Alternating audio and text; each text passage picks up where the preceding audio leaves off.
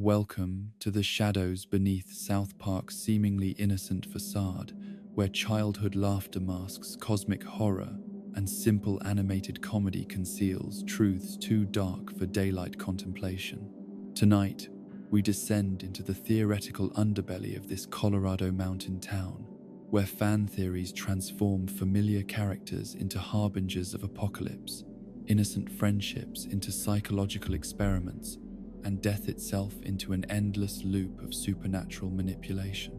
Close your eyes and prepare to drift through interpretations that reveal South Park not as mere satire, but as a carefully constructed allegory for humanity's darkest impulses and cosmic insignificance. Let us begin our journey into darkness. In the labyrinthine mysteries that define Kenneth McCormick's existence,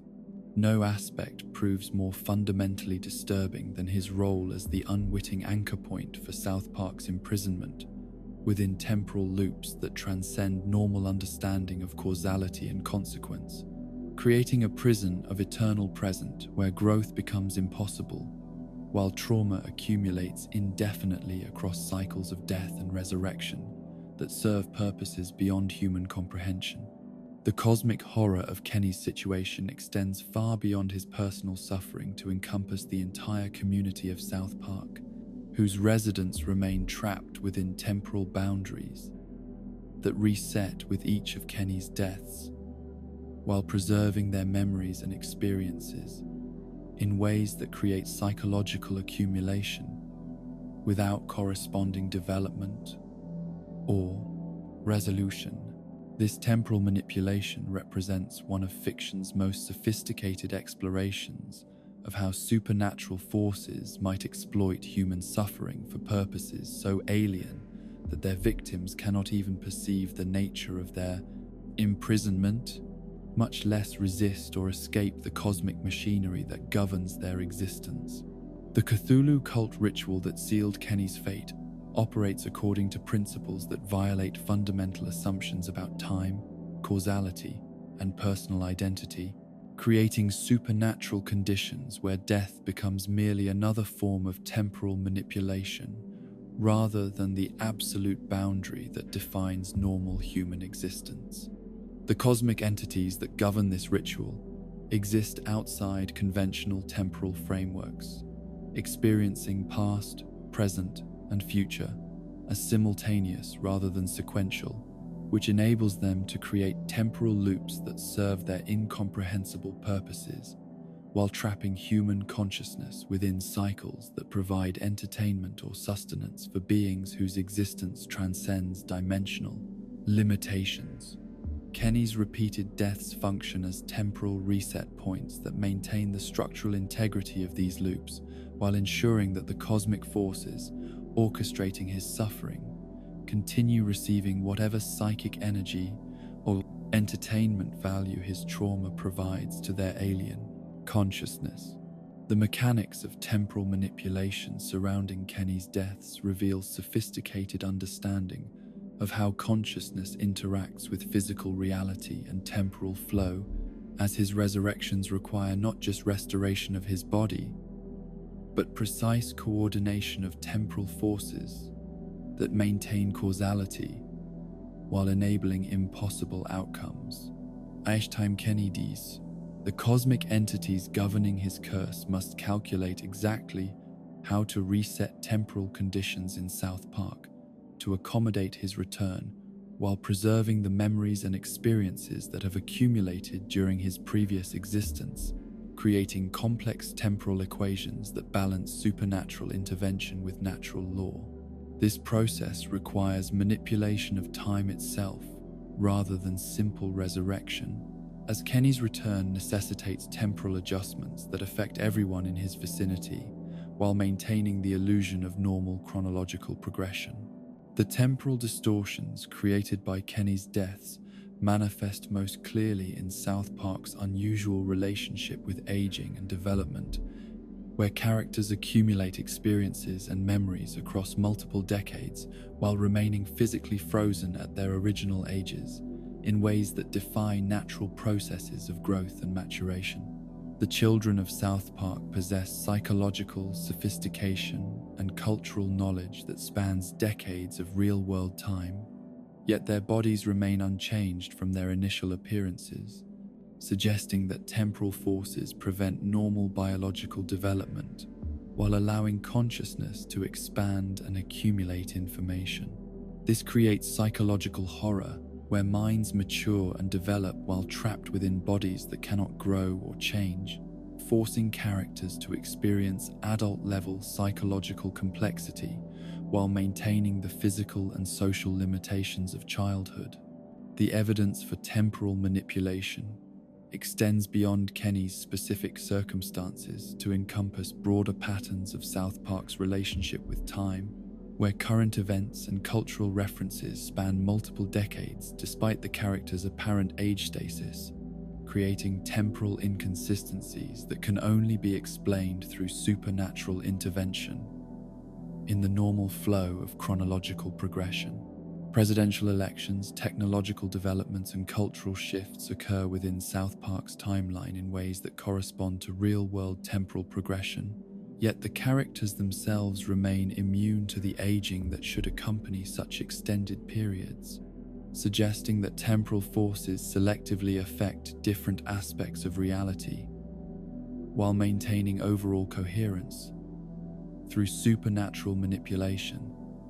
that transcends normal physical laws. The psychological impact of temporal imprisonment on South Park's residents creates cumulative trauma that compounds over apparent decades while denying individuals the normal coping mechanisms that come with psychological and physical development through natural aging processes. Characters experience multiple decades worth of traumatic events, relationship conflicts, and existential crises while remaining trapped within the same psychological and physical frameworks that characterized their initial development, preventing them from achieving the wisdom and perspective that normally help individuals process and integrate difficult experiences. This creates psychological pressure cookers where trauma accumulates indefinitely without corresponding growth in emotional resources or coping capabilities that might provide relief or resolution. Kenny's unique position as the temporal anchor point for these loops grants him awareness of the supernatural forces governing South Park's existence, while simultaneously making him the primary victim of their cosmic indifference to human suffering and development. His memories of repeated deaths provide evidence of temporal manipulation that other characters cannot access or comprehend, creating isolation where Kenny alone understands the true nature of their collective imprisonment, while lacking the power to communicate this knowledge effectively or change their circumstances. This awareness represents both blessing and curse, as Kenny possesses knowledge that could theoretically help others understand their situation, while being denied the communication abilities necessary to share this crucial information with those who might benefit from such understanding. The temporal loops governing South Park's existence serve multiple purposes for the cosmic entities that orchestrate them, providing both entertainment value through repeated observation of human suffering and practical benefits through the harvesting of psychic energy generated by trauma that cannot be processed or resolved through normal psychological development. Each reset creates opportunities for the cosmic forces to observe how human consciousness responds to similar stimuli across multiple cycles, generating data about psychological resilience, adaptation mechanisms, and the limits of human endurance under controlled supernatural conditions. The accumulated suffering of South Park's residents becomes raw material for cosmic experimentation that treats human consciousness as laboratory specimens, rather than individuals deserving of dignity and protection. The specific timing of temporal resets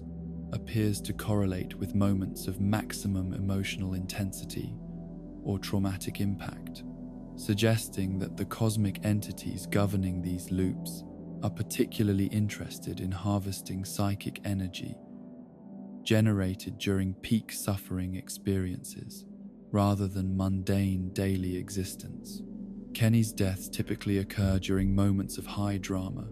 intense conflict, or maximum emotional investment, creating optimal conditions for generating the type of spiritual distress that feeds the cosmic forces orchestrating his eternal suffering.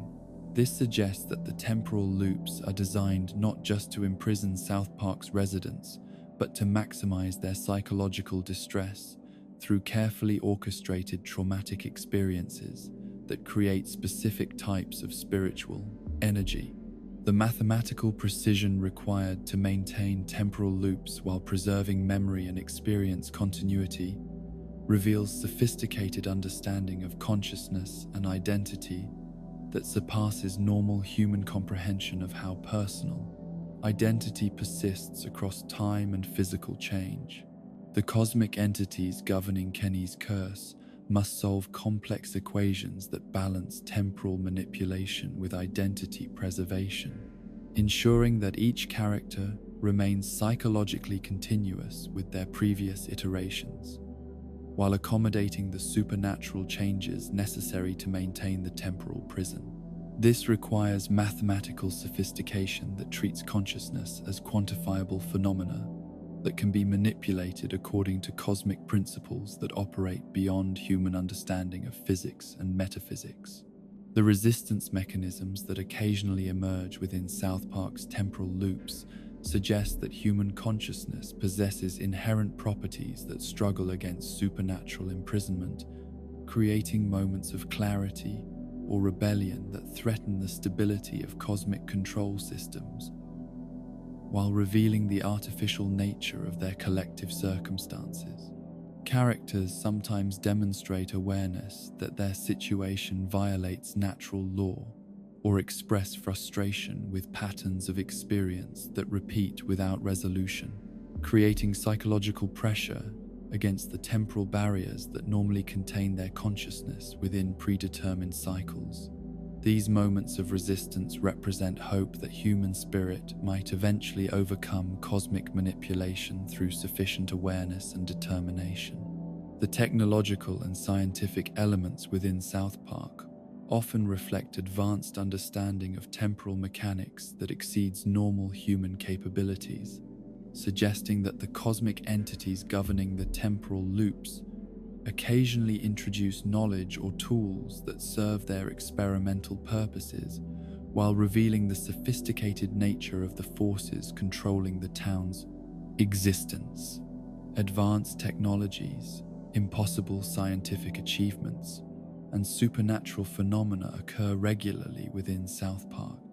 in ways that suggest external intervention by intelligences whose capabilities transcend normal human understanding of physics and engineering. These elements provide glimpses of the true nature of the cosmic forces orchestrating the temporal prison, while remaining incomprehensible to the characters who encounter them. The community dynamics within South Park reflect psychological adaptations to temporal imprisonment that enable collective survival while preventing recognition of their supernatural circumstances, creating social structures that accommodate impossible conditions while maintaining the illusion of normalcy through collective denial and selective amnesia.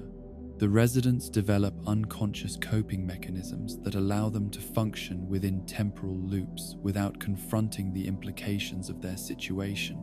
creating social norms that normalize supernatural occurrences, while discouraging investigation or analysis that might reveal the artificial nature of their existence. This collective psychological adaptation serves the purposes of their cosmic captors by maintaining stability within the temporal prison while preventing organized resistance or escape attempts. The educational and developmental systems within South Park reflect the temporal loop's impact on normal growth processes, as children accumulate decades of academic experience while remaining unable to progress beyond elementary school levels in ways that should violate basic assumptions about intellectual development and educational progression. The school system operates according to principles that accommodate temporal stasis while providing the illusion of normal educational development, creating psychological frameworks that satisfy characters' need for progress and achievement while preventing actual advancement that might disrupt the temporal prison's structural integrity. This creates educational purgatory where learning occurs without corresponding advancement or recognition. The economic systems within South Park demonstrate remarkable stability, despite the temporal loop's disruption of normal cause and effect. Relationships that should govern financial development, career progression, and generational wealth accumulation across the apparent decades of compressed time. Business oprat, career develop, and economic relationships persist across temporal resets in ways that suggest supernatural intervention in maintaining economic coherence while accommodating impossible temporal conditions.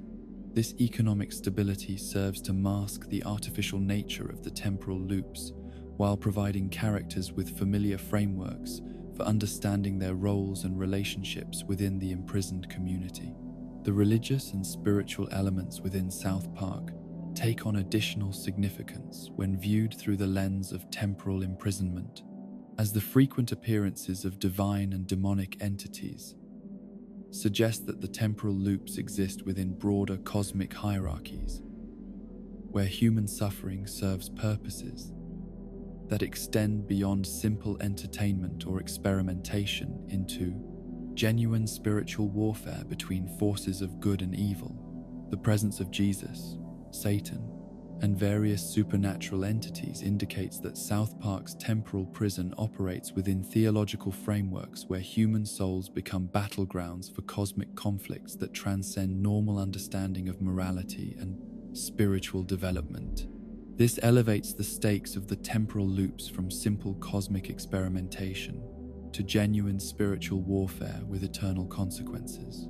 The artistic and cultural production within South Park reflects the temporal loop's impact on creative development as characters create art, music, and entertainment that spans apparent decades while remaining trapped within the same physical and psychological frameworks that should limit their creative capabilities and cultural sophistication. This creative productivity, despite temporal imprisonment, suggests that human consciousness possesses inherent drives toward expression and meaning creation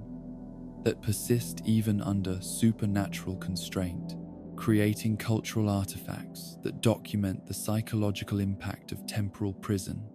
while providing evidence of human resilience and adaptability under impossible circumstances. The medical and scientific understanding within South Park accommodates supernatural conditions through explanations that satisfy characters' need for rational frameworks while avoiding direct confrontation with the impossible nature of their temporal circumstances, creating pseudo-scientific explanations that provide psychological comfort while maintaining the structural integrity of the temporal prison. Medical professionals treat supernatural ailments, scientists study impossible phenomena, and experts provide explanations that satisfy intellectual curiosity, while preventing genuine understanding that might threaten the cosmic forces governing their existence. This intellectual accommodation serves to maintain psychological stability while preventing the type of analytical investigation that might reveal escape possibilities. The ultimate horror of South Park's temporal imprisonment lies not in any single traumatic event or supernatural threat, but in the gradual recognition that escape may be impossible and that human consciousness, no matter how resilient or determined, might lack the capability to overcome cosmic forces whose power and intelligence transcend dimensional limitations, and whose purposes remain forever incomprehensible to the minds they have chosen to torment for their own unfathomable entertainment and sustenance. In the archetypal depths of South Park's deceptively simple narrative structure lies perhaps the most terrifying interpretation of the four central characters, a theory that positions Stanley Marsh, Kyle Broflovsky, Eric Cartman, and Kenneth McCormick not as innocent children navigating the complexities of small-town life, but as living embodiments of the four horsemen of the apocalypse, whose very presence in this Colorado mountain community serves as harbinger and catalyst for humanity's ultimate destruction.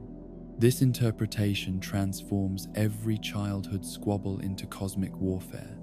every schoolyard conflict into rehearsal for global catastrophe, and every seemingly innocent adventure into another step toward the end of all things, revealing patterns of behavior and circumstance that align with apocalyptic prophecy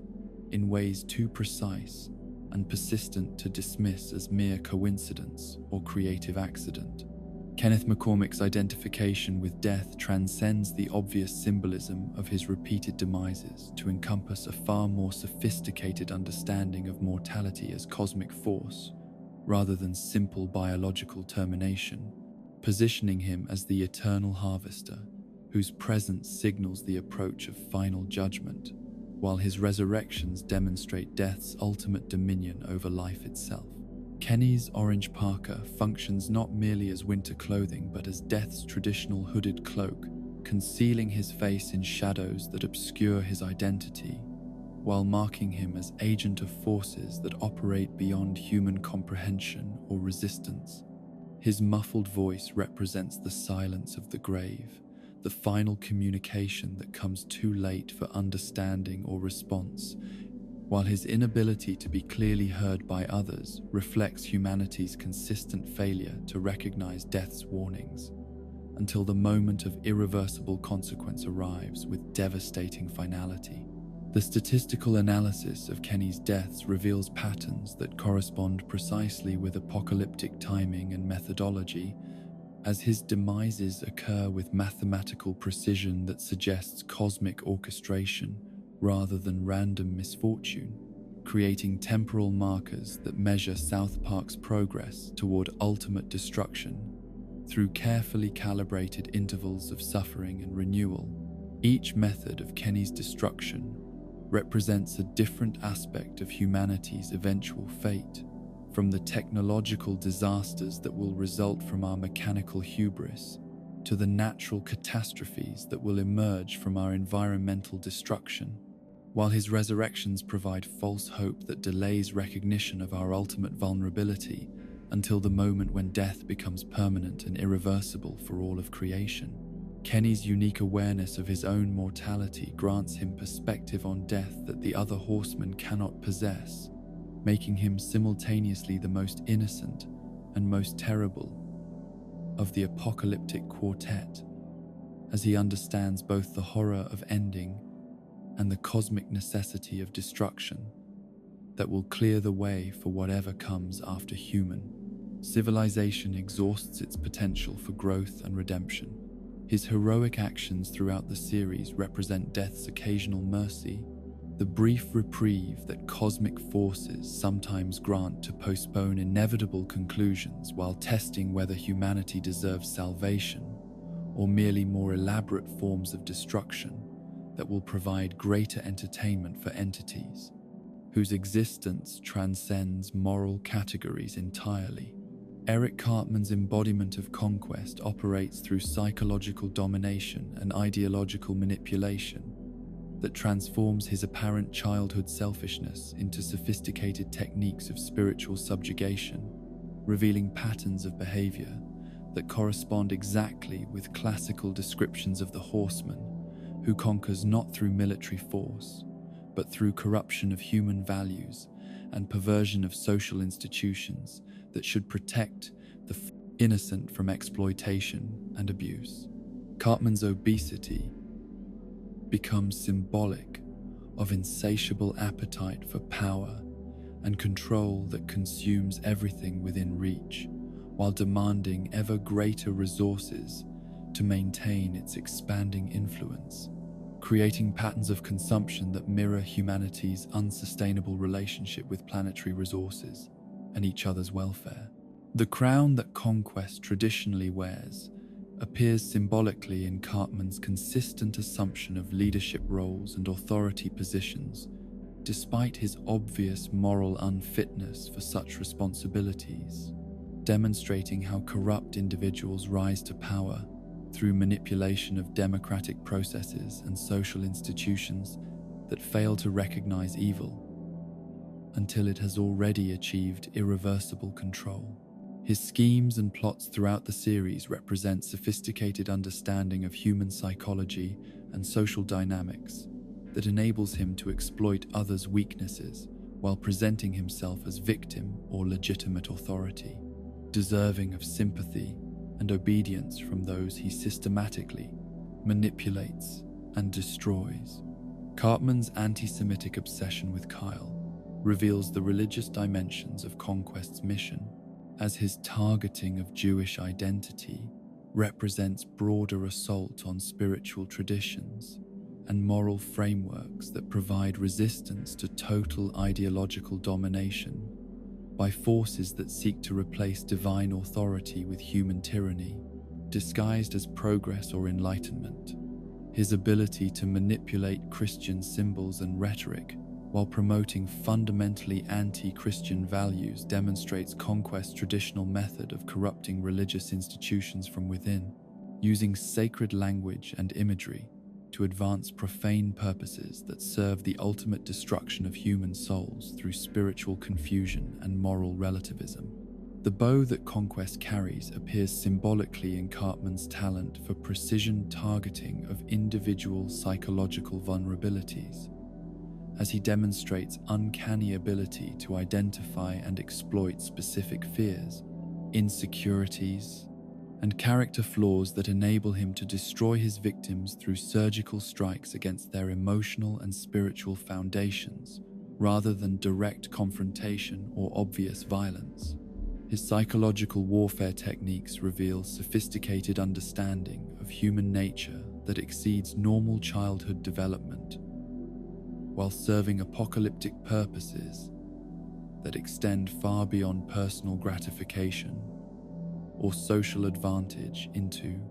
genuine spiritual warfare against human dignity and divine order. Kyle Broflovsky's manifestation of war emerges through his passionate commitment to ideological purity and moral absolutism that transforms legitimate concerns about justice and righteousness into weapons of division and conflict that tear apart communities and relationships through relentless prosecution of philosophical differences that admit no compromise or mutual understanding. His hat becomes symbolic of war's traditional helmet, protecting him from psychological damage while he inflicts maximum emotional and spiritual casualties on those who disagree with his increasingly rigid interpretations of moral truth and social responsibility. The sword that war traditionally wields appears in Kyle's sharp tongue and analytical intelligence that cut through pretense and social diplomacy to expose underlying conflicts and contradictions that might otherwise be managed. Through patience and mutual accommodation, creating situations where peaceful coexistence becomes impossible and violent resolution appears inevitable, his debates with other characters escalate beyond reasonable discourse into personal attacks and character assassination that destroy relationships while advancing no constructive solutions to the problems that initially motivated his righteous anger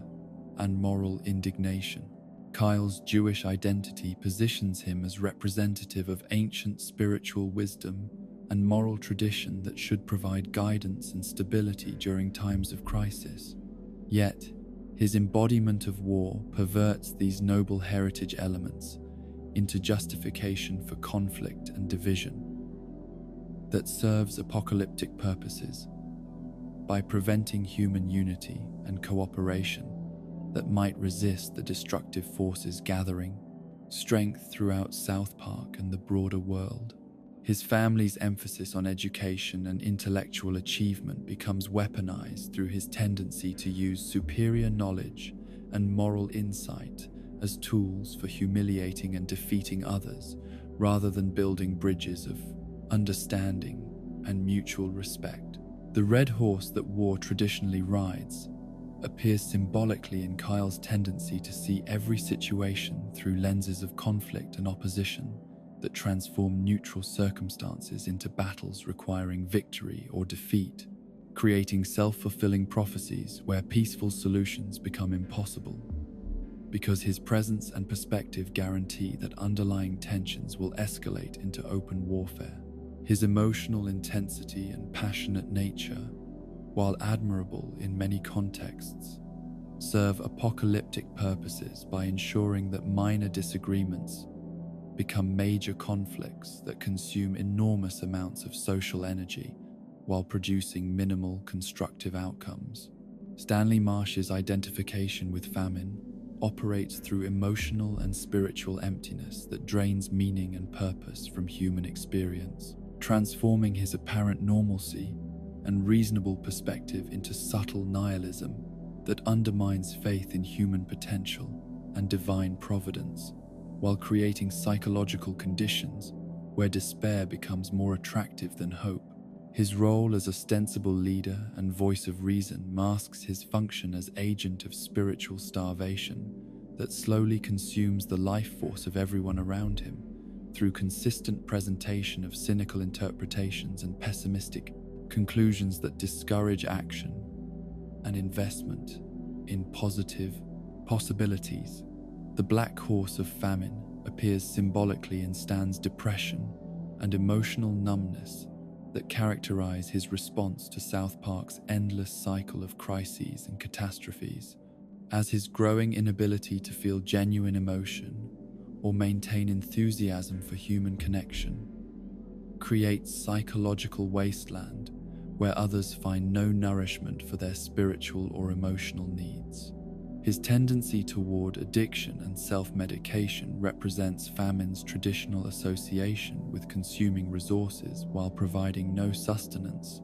as his various substances and activities drain his energy and attention, while leaving him more empty and disconnected than before. The scales that famine traditionally carries appear in Stan's obsession with fairness and balance that prevents decisive action or committed engagement with moral questions that require taking sides and accepting risk in service of principles that transcend immediate comfort or social acceptance. His reasonable perspective becomes a tool of paralysis that prevents necessary action while consuming time and energy through endless analysis and debate that produces no positive outcomes or meaningful change in circumstances that demand courage and commitment. Stan's relationship with his father Randy reveals how famine operates through generational transmission of spiritual emptiness and emotional dysfunction, as his growing disillusionment with adult authority and social institutions creates psychological conditions where young people lose faith in human potential, while developing no alternative sources of meaning or purpose that might sustain them through difficult periods of personal and social development. The collective interaction between these four apocalyptic archetypes creates South Park's characteristic pattern of crisis escalation followed by temporary resolution that never addresses underlying problems or prevents similar disasters from recurring with increasing frequency and intensity, demonstrating how the horsemen work together to create conditions where human civilization gradually exhausts its capacity for renewal and adaptation while moving inevitably toward final collapse. Their friendship, despite fundamental incompatibility, represents the paradoxical nature of apocalyptic forces that appear to conflict with each other while actually serving coordinated purposes that transcend individual agency or conscious intention, creating situations where each horseman's activities enable and amplify the other's destructive potential, while maintaining plausible deniability about their ultimate objectives and cosmic significance. Their childhood innocence provides perfect camouflage for apocalyptic activities that would be immediately recognizable and resisted if attempted by obviously malevolent adult agents. The town of South Park serves as testing ground, where these four apocalyptic forces can experiment with different combinations of destruction and observe how human communities respond to various forms of crisis and pressure, generating data about collective resilience and individual breaking points that will inform their strategies when the time comes for global rather than local implementation of their ultimate mission. The residents' consistent failure to learn from experience or develop effective responses to recurring crises demonstrates humanity's fundamental inability to recognize or resist apocalyptic manipulation. The school environment, where the four horsemen spend most of their time, represents the educational system's failure to provide spiritual and moral foundation that might enable recognition of evil or development of effective resistance to forces that seek to destroy human dignity and divine order through corruption of young minds during their most vulnerable developmental stages. Their teachers and administrators consistently fail to identify or address the apocalyptic nature of their interactions, creating institutional conditions that enable, rather than prevent, the gradual preparation for global catastrophe.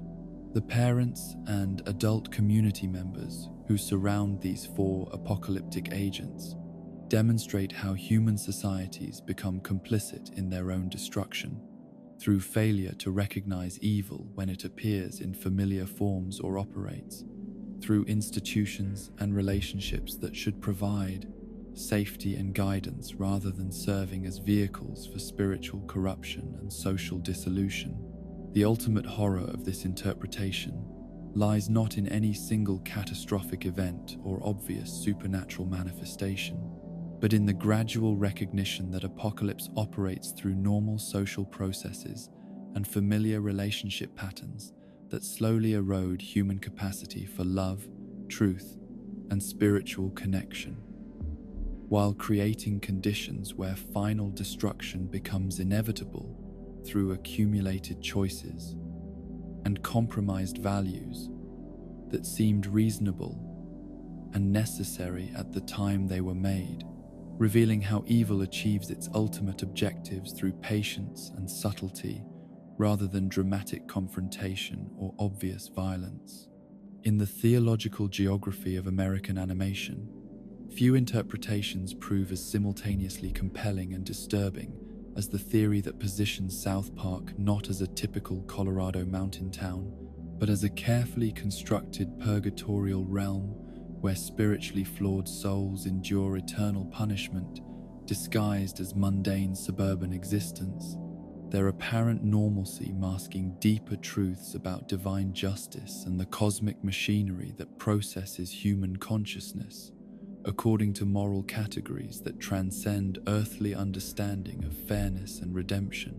This interpretation transforms every episode from simple comedy into spiritual allegory, every character interaction into examination of sin and consequence, and every recurring crisis into evidence of how purgatorial systems operate, to purify souls through repeated exposure to their own moral failings and character defects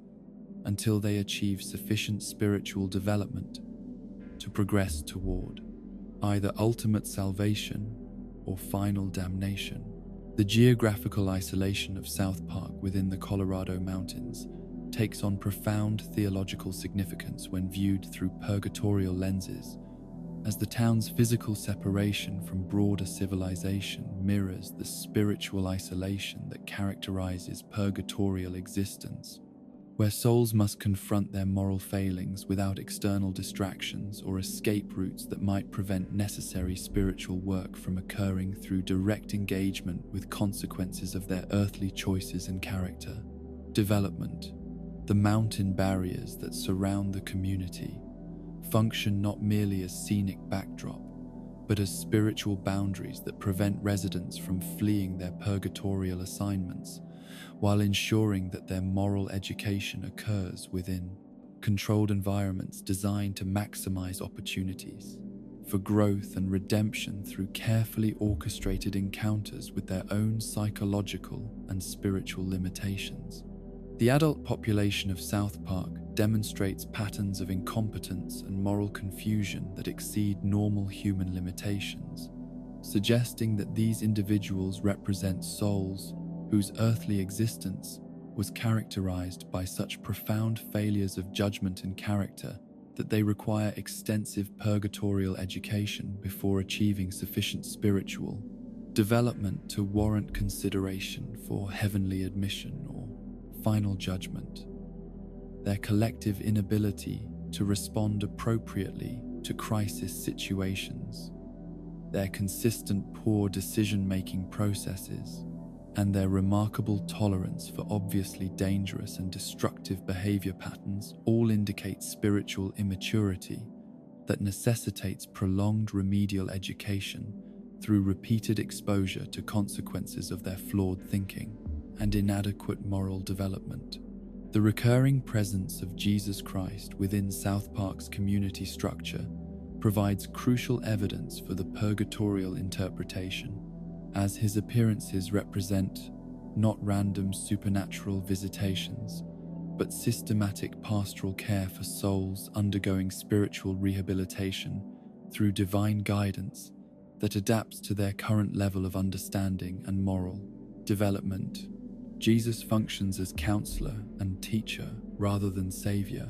offering wisdom and support that respects the residents' free will, while providing opportunities for spiritual growth that might eventually enable their progression beyond purgatorial limitations toward whatever eternal destination. Their accumulated choices and character development ultimately warrant, through divine justice, the equally frequent appearances of Satan within South Park create the necessary balance of spiritual influences that characterizes authentic purgatorial systems, where souls must choose between good and evil without coercion or manipulation that would invalidate their moral agency and personal responsibility for spiritual development. Satan's presence provides temptation and alternative interpretations that test the residents' commitment to positive values while offering shortcuts and easy solutions that would prevent genuine growth but satisfy immediate desires for comfort and gratification. His relationship with Jesus reflects the cosmic balance between divine mercy and justice that enables authentic moral choice rather than predetermined spiritual outcomes. The cyclical nature of South Park's crises and their temporary resolutions mirrors classical descriptions of purgatorial purification processes, where souls encounter repeated opportunities to demonstrate moral growth through increasingly sophisticated tests that reveal whether their apparent spiritual development represents genuine character change or merely superficial behavioral modification designed to avoid consequences rather than address underlying character defects. Each crisis provides residents with chances to choose virtue over vice, community welfare over personal advantage, and spiritual truth over convenient self-deception, while their consistent failure to learn from experience indicates the depth of spiritual rehabilitation required before they achieve genuine moral maturity. The children of South Park occupy ambiguous positions within this purgatorial system, representing either innocent souls caught within adult purgatory through proximity to spiritually flawed parents and community members, or young souls whose earthly deaths occurred before they achieved sufficient moral development to warrant immediate judgment, requiring purgatorial education to complete their character formation through exposure to moral choices and their consequences. Their accelerated psychological development and sophisticated understanding of adult themes suggests supernatural intervention designed to compress normal childhood moral education into intensive spiritual training programs that prepare them for eventual progression beyond purgatorial limitations. The educational system within South Park reflects purgatorial principles through its emphasis on moral rather than purely academic development, as the students encounter lessons about character, responsibility, and ethical decision-making that transcend normal curriculum requirements while preparing them for spiritual challenges that extend far beyond earthly concerns or conventional measures of scholastic achievement. The teachers and administrators demonstrate their own spiritual limitations through inadequate responses to supernatural events and moral crises,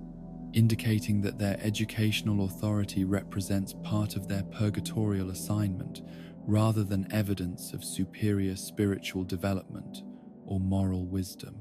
The economic structures within South Park operate according to spiritual rather than purely material principles, as residents' financial success or failure correlates with their moral development and character growth, rather than conventional measures of business acumen or market forces, creating economic conditions that serve purgatorial purposes by providing consequences that encourage spiritual reflection and character development rather than simple material accumulation. The persistent poverty of families like the McCormicks reflects spiritual rather than economic factors, as their material deprivation serves purgatorial functions by forcing confrontation with values and priorities that transcend financial security or social status. The religious diversity within South Park demonstrates the inclusive nature of purgatorial systems that accommodate souls from various spiritual traditions while maintaining underlying theological principles that transcend denominational boundaries or cultural differences in religious expression and practice. The presence of Jewish, Christian, and other religious perspectives within the community creates opportunities for interfaith dialogue and mutual understanding that serve purgatorial purposes by challenging narrow theological perspectives while encouraging broader spiritual development that encompasses universal rather than parochial approaches to divine truth and moral responsibility. The supernatural events that occur regularly within South Park represent purgatorial teaching methods designed to challenge residents' assumptions about reality and possibility, while providing evidence of spiritual dimensions that transcend material existence and conventional scientific understanding of natural law and causation. These supernatural interventions serve educational purposes by demonstrating the inadequacy of purely materialist worldviews, while encouraging spiritual openness and humility that enables recognition of divine presence and moral authority that operates beyond human comprehension or control. The political and social conflicts that characterize South Park's community life reflect purgatorial processes that force residents to confront their prejudices, ideological assumptions, and character flaws through direct engagement with opposing viewpoints and conflicting interests that reveal the limitations of their current spiritual development, while providing opportunities for growth through dialogue, compromise, and mutual understanding. The inability of community members to achieve lasting resolution of these conflicts indicates their continued need for purgatorial education rather than evidence of insurmountable social problems or irreconcilable philosophical differences. The media and entertainment industries within South Park function as purgatorial tools that reveal character through responses to temptation, sensationalism, and moral corruption disguised as progress or enlightenment, testing residents' ability to distinguish between authentic spiritual values and superficial cultural trends that promise fulfillment while delivering spiritual emptiness and moral confusion. The residents' susceptibility to media manipulation and celebrity worship demonstrates their continued spiritual immaturity, while providing opportunities for growth through recognition of these influences' ultimate hollowness and destructive potential. The medical and scientific establishments within South Park operate according to principles that accommodate supernatural realities while maintaining professional credibility, demonstrating how purgatorial systems integrate spiritual truth with natural knowledge in ways that serve educational purposes rather than purely practical applications of human knowledge and technological capability. The medical professional's ability to treat supernatural ailments and scientists' capacity to study impossible phenomena reflect purgatorial adaptations that serve spiritual development rather than conventional research or healing objectives. The law enforcement and judicial systems within South Park reveal purgatorial approaches to justice that emphasize rehabilitation and character development over purely punitive measures designed to protect society from dangerous individuals or deter criminal behavior through fear of consequences, rather than moral education and spiritual growth.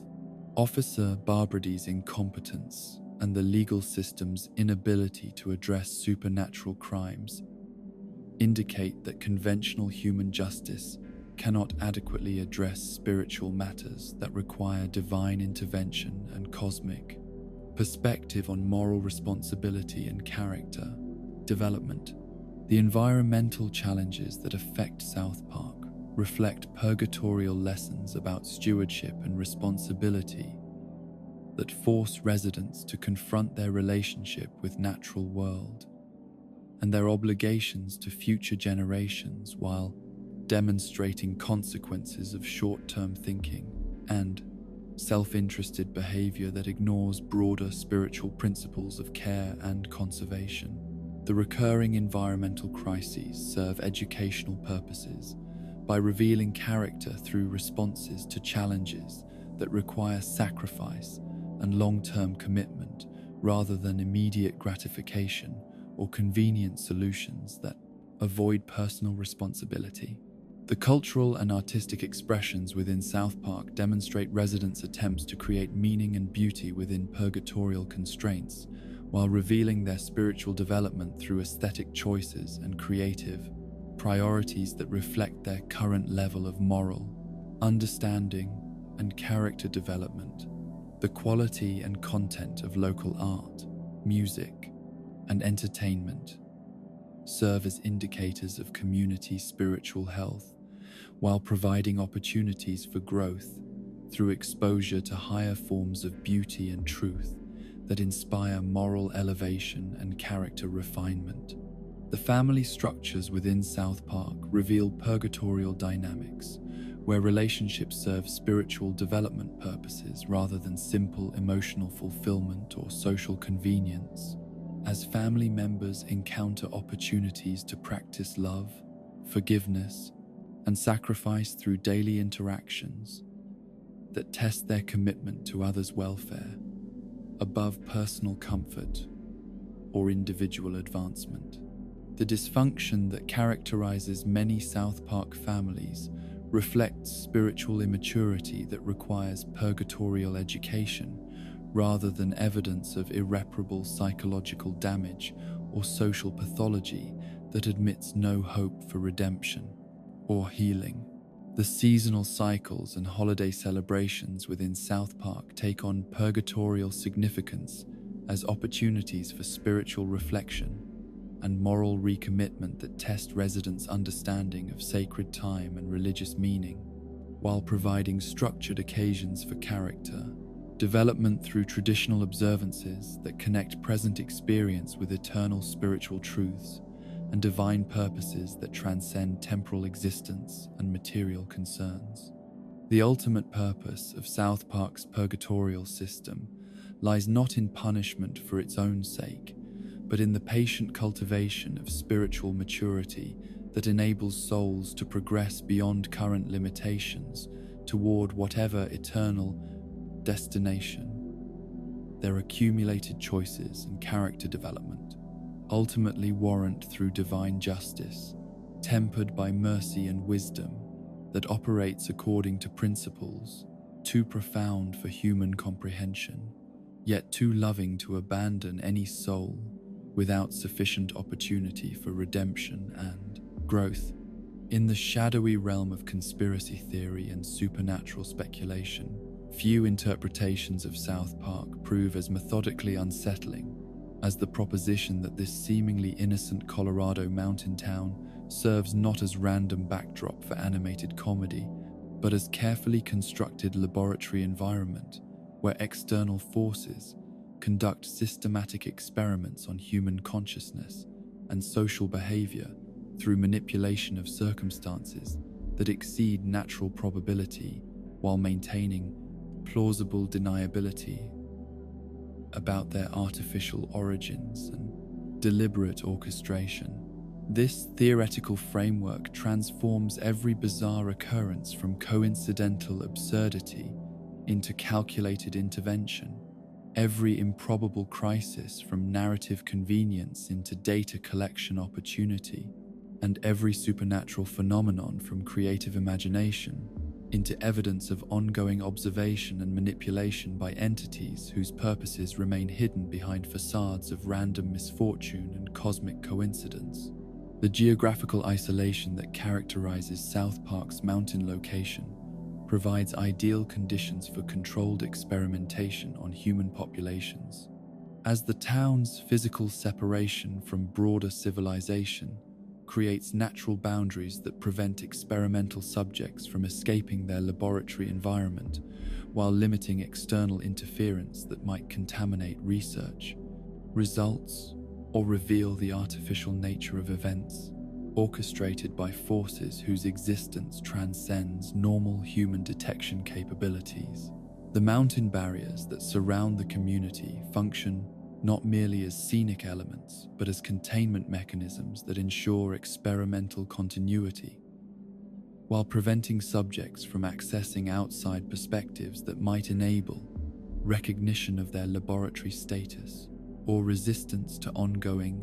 manipulation and observation. The Underpants Gnomes represent perhaps the most obvious evidence of systematic surveillance operations disguised as harmless supernatural encounters, as their nocturnal activities and obsession with collecting personal items suggest intelligence gathering rather than simple mischief or inexplicable magical behavior that serves no logical purpose beyond entertainment value. Their detailed knowledge of individual residents' sleeping patterns, security arrangements, and personal habits indicates sophisticated reconnaissance capabilities that exceed normal criminal enterprise, while serving research purposes that require intimate understanding of subject psychology and behavioral patterns. The gnomes' apparent fixation on underwear masks their true function as agents collecting biological samples and personal data that provide insight into subject health, lifestyle choices,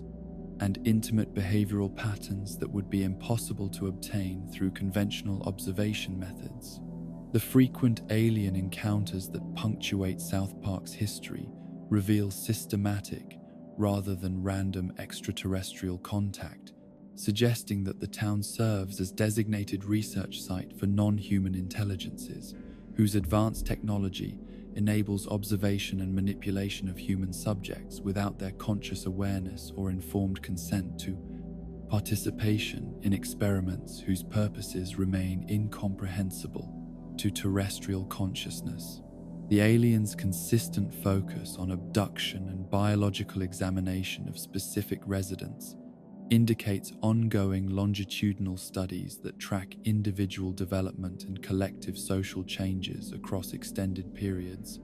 generating data about human psychology and physiology that serves research agendas that transcend simple scientific curiosity to encompass potential preparation for larger-scale intervention in human civilization. The visitors' advanced technology and systematic approach to human contact demonstrate capabilities that suggest coordination with terrestrial authorities or shadow organizations that facilitate their research activities through provision of isolated test populations and official cover for unexplained phenomena that might otherwise attract unwanted attention from federal agencies or independent investigators. The seamless integration of alien activity with local government operations indicates collaboration between extraterrestrial researchers and human conspirators who benefit from advanced knowledge and technology in exchange for access to biensri, controlled populations and assistance in maintaining experimental secrecy. The recurring presence of government agents and federal investigators within South Park reveals ongoing monitoring operations that serve dual purposes of containing experimental evidence while gathering intelligence about subject responses to artificial stimuli and supernatural manipulation, designed to test psychological resilience and social cohesion under extreme stress conditions. These official interventions demonstrate systematic coordination between multiple agencies and organizations whose combined resources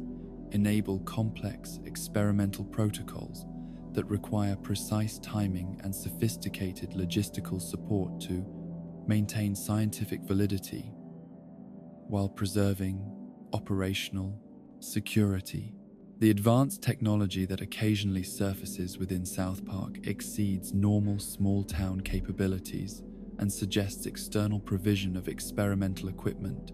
designed to test human responses to technological innovation and scientific advancement that transcends conventional, educational, and economic development patterns. The sophisticated devices and impossible inventions that emerge from local sources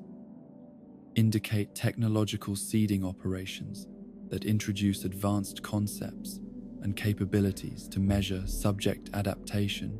and creative application of GAMSI, knowledge that originates from sources beyond terrestrial. Scientific achievement, the supernatural phenomena that occur regularly within South Park demonstrate artificial manipulation of natural laws and physical constants designed to test subject responses to reality violations that challenge fundamental assumptions about causation and possibility while measuring psychological flexibility and adaptive capacity under conditions that exceed normal human experience. These supernatural interventions serve experimental purposes by creating controlled violations of natural law that provide data about consciousness and belief systems while testing the limits of human psychological adaptability to impossible circumstances and logical contradictions. The economic stability that South Park maintains, despite recurring catastrophes and supernatural disruptions, indicates external financial support and market manipulation designed to preserve experimental conditions while preventing economic collapse that might disperse the subject population or create external attention that would compromise research security. The town's remarkable ability to recover from disasters and maintain basic services, despite repeated destruction, suggests artificial economic intervention that serves experimental continuity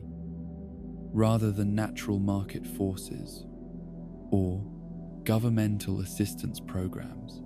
The educational system within South Park operates according to principles that accommodate impossible events while maintaining academic credibility,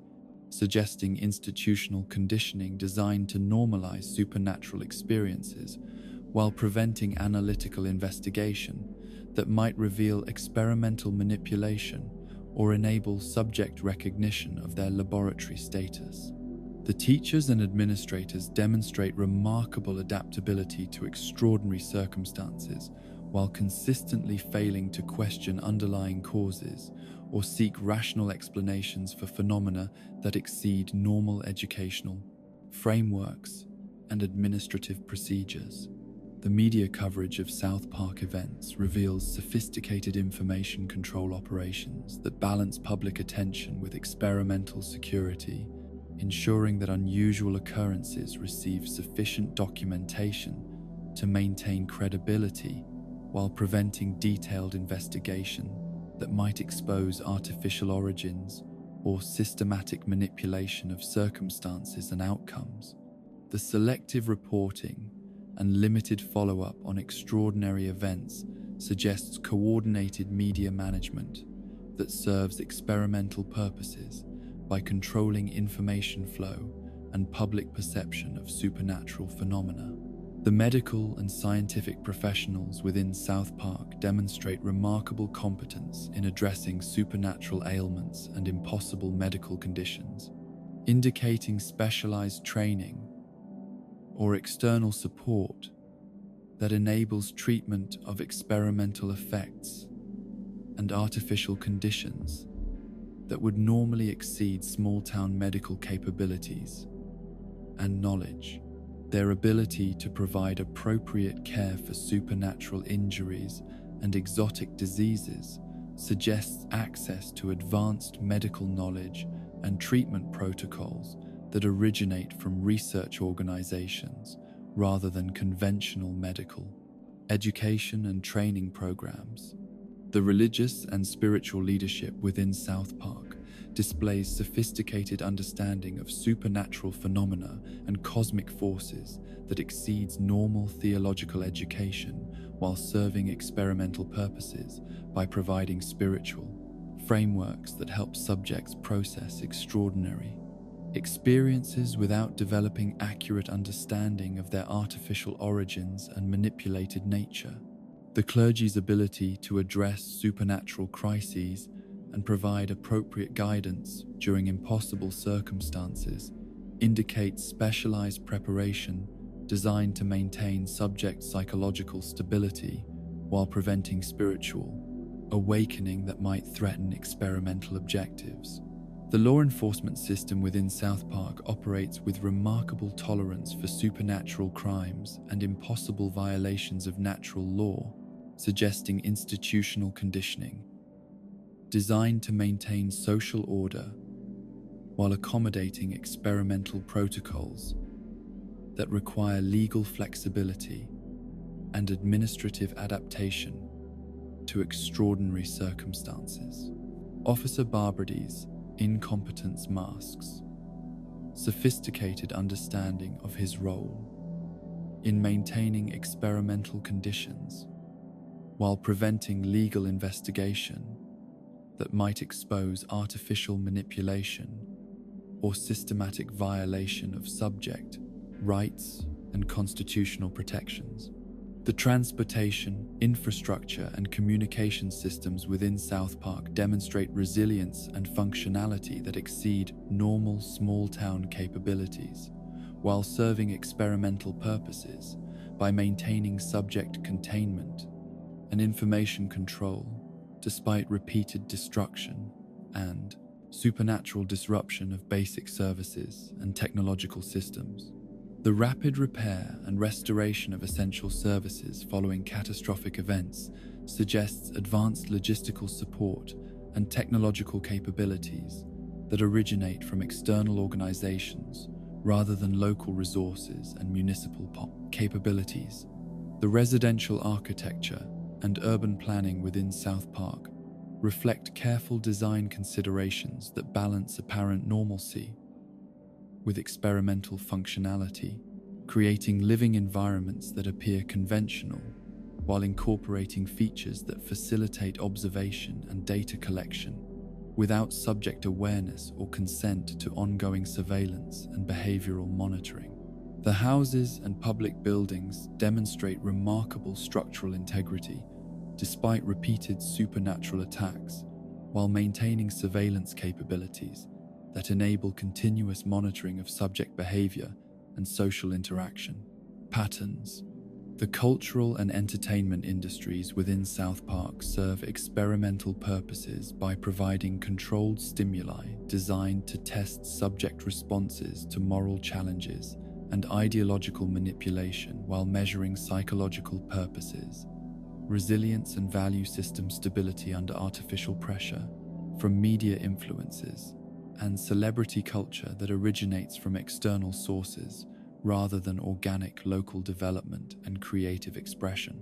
The quality and content of local entertainment reflects sophisticated understanding of psychological manipulation techniques rather than simple creative talent or cultural sophistication. The seasonal patterns and weather systems that affect South Park demonstrate artificial control over environmental conditions designed to create specific psychological and physical pressures that serve experimental purposes by testing subject adaptation to climatic stress and environmental challenges that exceed normal regional patterns and meteorological expectations. The timing and intensity of weather events correlate with experimental protocols rather than natural atmospheric conditions and seasonal variations. The wildlife and ecological systems within South Park reveal artificial manipulation designed to create specific environmental pressures and biological challenges that test subject responses to ecological threats and animal behavior that exceeds normal regional fauna patterns, while serving research purposes that require controlled biological stimuli and environmental stresses. The unusual animal behavior and exotic species presence indicate biological experimentation and ecosystem manipulation rather than natural ecological development and regional biodiversity patterns. The ultimate purpose of South Park's experimental status remains hidden behind layers of plausible deniability and sophisticated deception that prevent subjects from recognizing their laboratory condition, while enabling continuous data collection about human consciousness and social behavior under controlled conditions that serve research agendas whose scope and objectives transcend simple scientific curiosity to encompass potential preparation for massive social intervention or species-level manipulation that would affect all human civilization rather than merely isolated experimental populations subjected to supernatural manipulation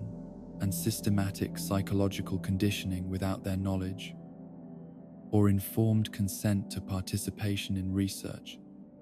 whose ultimate consequences remain unknown and potentially catastrophic for human autonomy and spiritual development. In the labyrinthine depths of psychological interpretation surrounding South Park's narrative structure, perhaps no theory proves more simultaneously compelling and disturbing than the proposition that the entire series represents not objective documentation of extraordinary events, but rather the fractured recollections of Leopold Butterscotch as he attempts to process decades of childhood trauma through therapeutic dialogue with a mental health professional whose patient guidance helps him reconstruct memories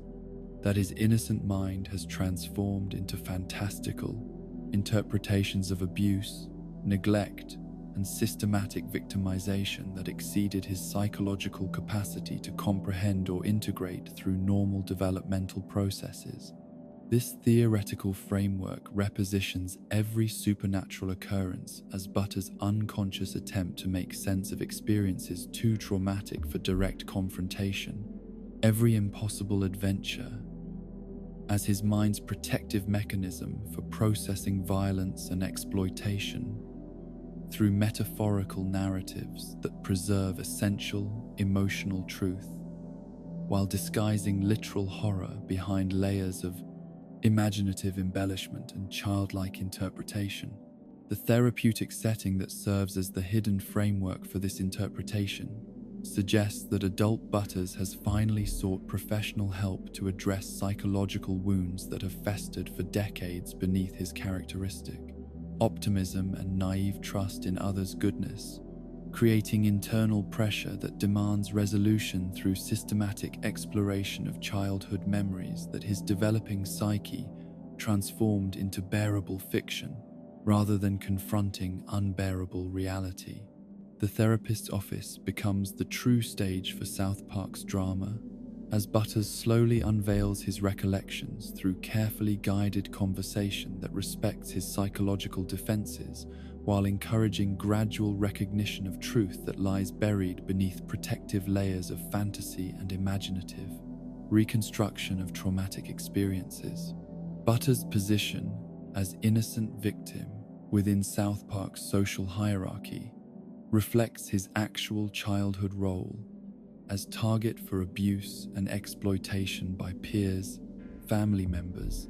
and authority figures whose cruelty toward a trusting and vulnerable child created psychological wounds that required elaborate mental gymnastics to process without completely destroying his faith in human goodness and social connection. His consistent gullibility and willingness to believe obvious lies and manipulative schemes represent not character flaws, but psychological adaptations that enabled survival in environments where recognizing the full extent of others'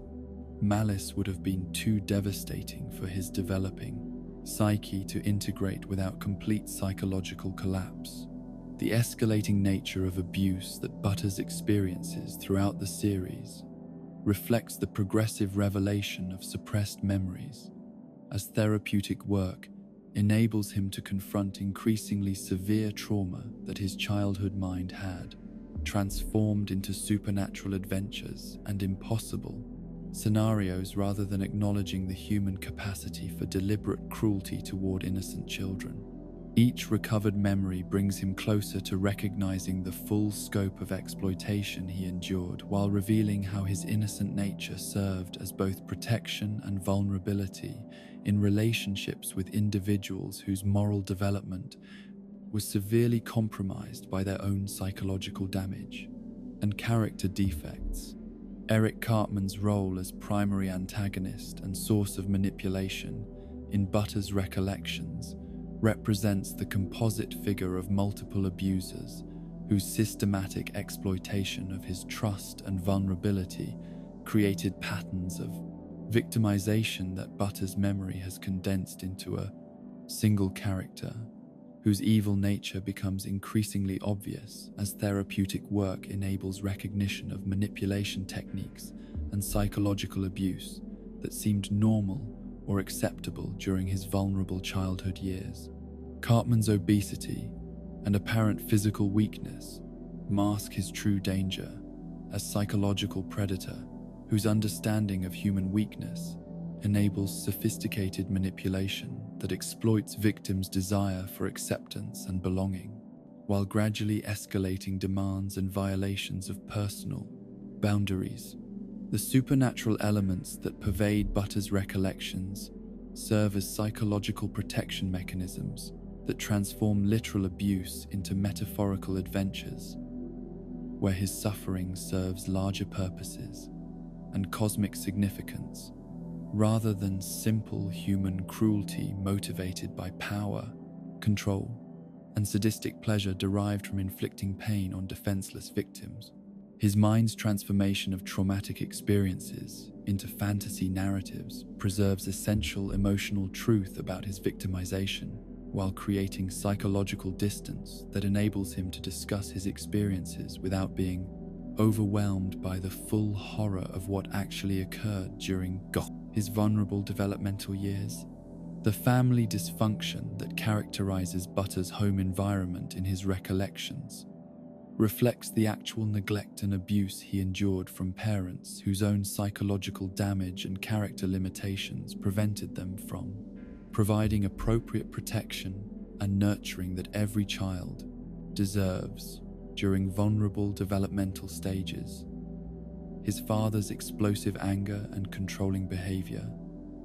his mother's emotional instability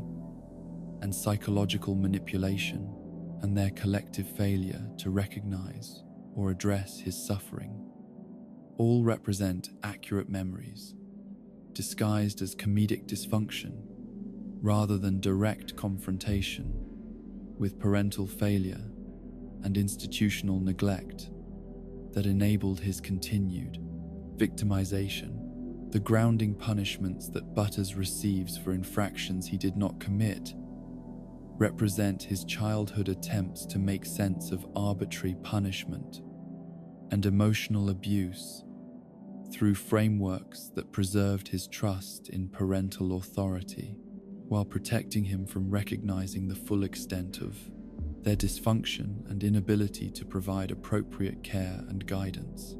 His acceptance of unfair punishment reflects psychological adaptations that enabled survival in environments where questioning authority or asserting personal rights would have resulted in escalated abuse and increased suffering rather than justice or protection from harm. The school environment that serves as backdrop for many of Butter's traumatic recollections reveals institutional failure to protect vulnerable children from peer abuse and systematic bullying that created additional layers of trauma, while reinforcing his understanding that adults could not be trusted to provide safety or intervention when he most needed protection and support. The teachers' and administrators' consistent failure to recognize or address his suffering represents accurate documentation of educational system inadequacies that enable continued victimization of vulnerable students while maintaining facades of competence and care that disguise institutional dysfunction and moral failure. The therapeutic process that underlies Butter's narrative revelations demonstrates how professional mental health intervention can provide safe space for trauma survivors to explore buried memories while developing coping mechanisms and interpretive frameworks that enable psychological healing without overwhelming their defensive systems or destroying their capacity for human connection and trust in future relationships. The therapist's patient guidance helps Butters recognize patterns of abuse while validating his experiences and supporting his natural resilience and capacity for recovery. Despite severe psychological wounds inflicted during crucial developmental periods, the gradual evolution of Butter's character throughout the series reflects the progressive nature of therapeutic work as he develops greater awareness of manipulation techniques and boundary violations, while building confidence in his own perceptions and right to protection from exploitation and abuse that should never have been tolerated by the adults responsible for his welfare and safety. His growing assertiveness and occasional displays of anger represent healthy psychological development, as therapy enables him to recognize and express legitimate emotions that were suppressed during childhood, to maintain relationships with abusive caregivers and peer groups. The religious and moral frameworks that Butters employs to interpret his experiences reflect his desperate attempts to find meaning and purpose in suffering that served no constructive purpose beyond satisfying others' need for power and control over vulnerable victims who lacked resources or support systems necessary to resist exploitation and abuse. His faith in ultimate justice and divine protection represents psychological resources that enabled survival during periods of intense suffering, while maintaining hope that his pain served larger purposes rather than simply reflecting human capacity for deliberate cruelty toward innocent children. The economic dimensions of Butter's family situation that appear in his recollections may represent actual financial stress and social marginalization that contributed to family dysfunction while preventing access to resources and support systems that might have provided intervention and protection during critical periods when his suffering was most intense and his need for help most urgent. The family's social isolation and limited community connections reflect circumstances that enabled continued abuse while preventing recognition or intervention by authorities or community members who might have provided assistance. The gender dynamics that characterize Butter's interactions with female characters in his recollections reveal his desperate need for maternal protection and nurturing that was denied him during crucial developmental periods, while demonstrating how his trust and vulnerability made him target for exploitation by individuals who should have provided safety and care rather than additional trauma and psychological damage. His relationships with girls and women often involve elements of protection or rescue that reflect his unconscious need for the maternal care and emotional safety that was absent from his actual childhood experience. The violence and physical danger that pervade Butter's recollections represent his mind's transformation of psychological and possibly physical abuse into adventure narratives, where his suffering serves heroic purposes rather than simply satisfying others' need to inflict pain and exert control over helpless victims who lacked power to resist or escape from situations that violated their fundamental rights to safety and protection from harm. The fantastic nature of these violent scenarios provides psychological protection while preserving essential truth about the trauma he endured. The authority figures who appear in Butter's recollections consistently demonstrate moral failure and inability to provide appropriate guidance and protection, reflecting his actual experiences with adults whose own psychological limitations and character defects prevented them from recognizing his suffering or providing intervention that might have ended his victimization and enabled healthy development rather than continued trauma and psychological damage that required decades of therapeutic work to address and heal. The peer relationships that characterize Butter's social environment in his recollections reveal the complex dynamics of childhood social hierarchies, where vulnerable children become targets for abuse and exploitation by peers who have learned to deflect their own suffering onto even more vulnerable victims rather than seeking appropriate help for their own psychological wounds and family dysfunction. His continued attempts to maintain friendships despite consistent mistreatment reflect his desperate need for social connection and belonging that enabled continued victimization while preventing recognition of his right to relationships based on mutual respect and genuine care. The ultimate therapeutic goal underlying Butter's narrative exploration involves helping him recognize that his childhood suffering was not his fault, that he deserved protection and care rather than exploitation and abuse, and that his natural goodness and trust in others represent strengths rather than character flaws that invited mistreatment from individuals whose own moral development was severely compromised by their psychological damage and spiritual emptiness that sought satisfaction through inflicting pain on innocent victims who could not defend themselves or escape from situations that violated every principle of human decency and moral responsibility toward vulnerable children. The healing process that therapy enables for Butters involves gradual recognition of his own worth and right to safety, while developing healthy boundaries and relationship skills that will enable him to form authentic connections based on mutual respect and genuine care rather than the exploitative dynamics that characterized his childhood relationships and created psychological wounds that required professional intervention to address effectively. Through therapeutic work, he can transform his traumatic memories from sources of shame and confusion into evidence of his remarkable resilience and capacity for maintaining hope and goodness, despite experiences that would have destroyed less spiritually resilient individuals. In the complex tapestry of supernatural awareness that weaves through South Park's most disturbing mysteries, perhaps no element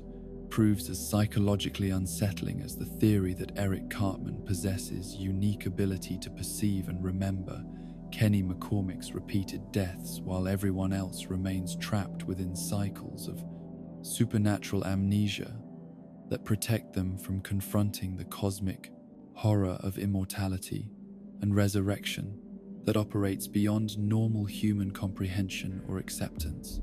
This interpretation transforms Cartman's apparent moral corruption from simple character flaw into spiritual condition that grants him access to forbidden knowledge about reality's hidden mechanisms,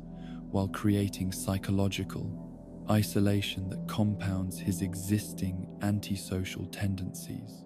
and drives him toward increasingly desperate attempts to communicate truths that others cannot perceive or acknowledge without destroying their sanity and faith in rational causation. The eye transplant theory that attempts to explain Cartman's supernatural awareness suggests that his brief possession of Kenny's frozen head during the early seasons created permanent neurological connections that enable him to access Kenny's memories and perceptual experiences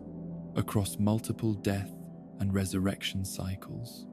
granting him unique insight into the cosmic forces that manipulate South Park's reality, while trapping him within psychological frameworks that no normal child could endure without complete mental collapse. The surgical procedure that transplanted Kenny's optical tissue into Cartman's body serves as metaphor for spiritual contamination that occurs when individuals gain access to knowledge that exceeds their moral and psychological capacity to integrate constructively into coherent worldviews that preserve mental stability and social functioning. The specific nature of visual perception in this supernatural context reveals how consciousness and physical sensation interact with cosmic forces that operate beyond normal sensory experience. As Cartman's transplanted eye enables him to see through Kenny's perspective during moments of death and resurrection, while retaining conscious memory of experiences that should be impossible for any individual who has not personally undergone supernatural transformation through direct contact with otherworldly entities and dimensional forces. His ability to witness Kenny's transitions between life and death provides him with empirical evidence of immortality and cosmic manipulation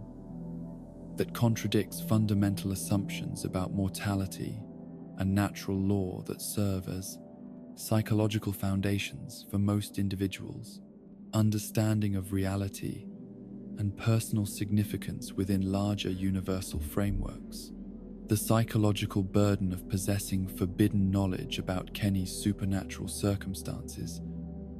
creates internal conflicts that exacerbate Cartman's existing character defects, while providing him with insights into human nature and cosmic purpose that exceed normal childhood development and moral understanding, forcing him to navigate complex philosophical and spiritual territories without adequate emotional or intellectual resources to process such profound information constructively, rather than allowing it to corrupt his moral development and social relationships. His awareness of Kenny's suffering and the cosmic indifference that orchestrates such systematic torture creates cynicism and nihilism that reinforces his antisocial tendencies while providing intellectual justification for his own cruel behavior toward others who remain ignorant of reality's truly horrific nature. The isolation that results from Cartman's unique perceptual abilities creates additional psychological pressure as he struggles to communicate supernatural knowledge to friends who cannot comprehend or remember the evidence he presents about Kenny's deaths and resurrections,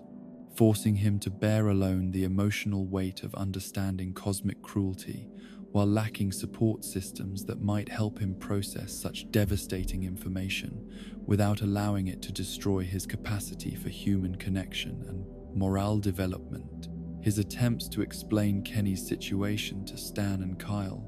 consistently fail because their supernatural amnesia prevents them from retaining information that contradicts their psychological need to believe in stable reality,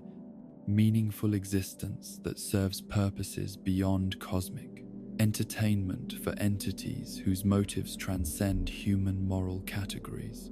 The moral corruption that characterizes Cartman's development throughout the series reflects how exposure to cosmic horror and supernatural knowledge can destroy spiritual innocence while creating psychological conditions where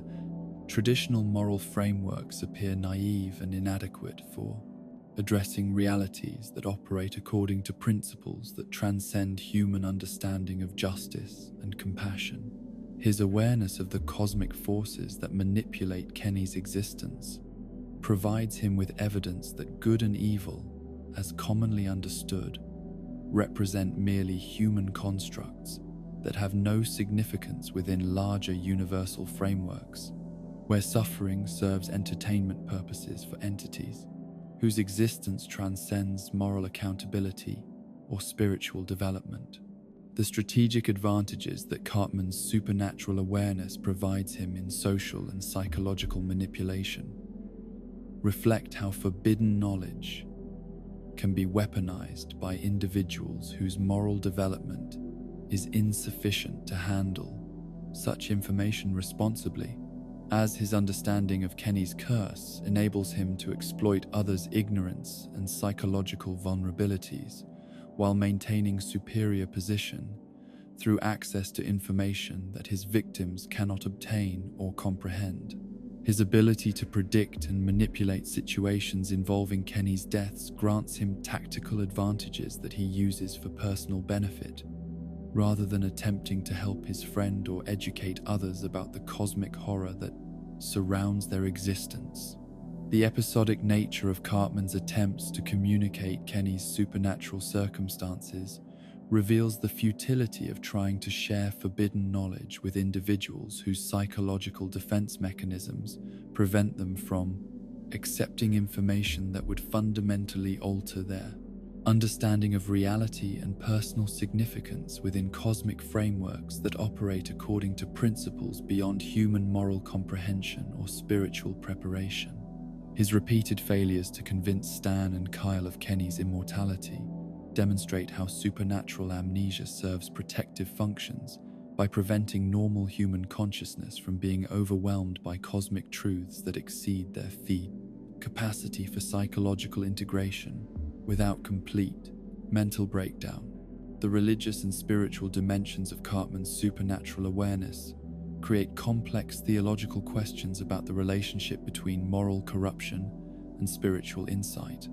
as his access to forbidden knowledge appears to result from rather than cause his character defects, while suggesting that spiritual purity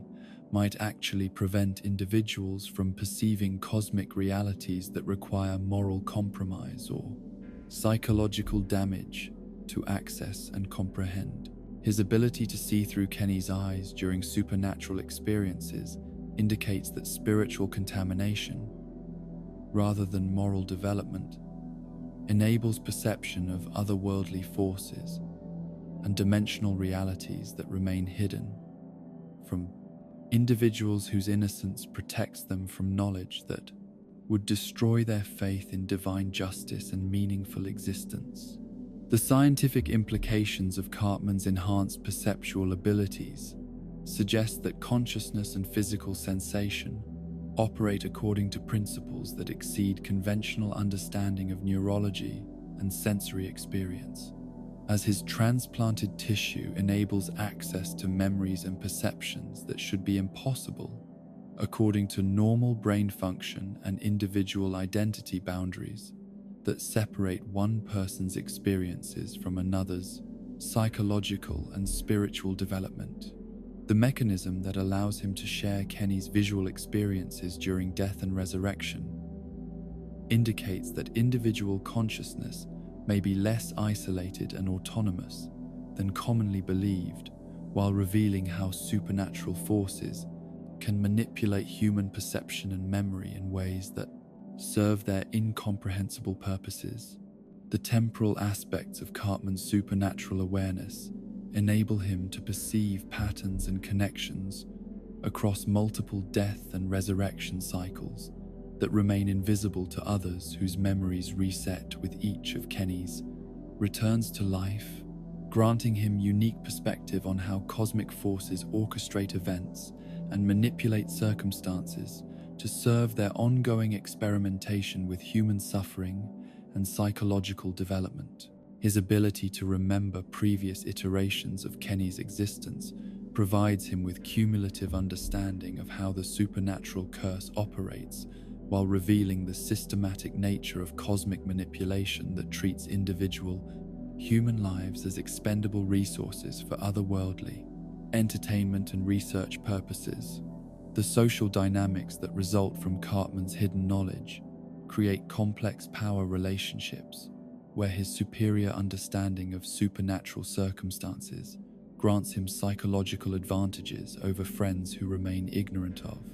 cosmic realities that affect their daily lives, while preventing them from developing appropriate responses to supernatural threats and manipulation that operate beyond their conscious awareness or defensive capabilities. His decision to exploit rather than share this knowledge reflects character defects that transform potentially beneficial information into tools for personal advancement rather than collective protection or spiritual development that might serve constructive purposes.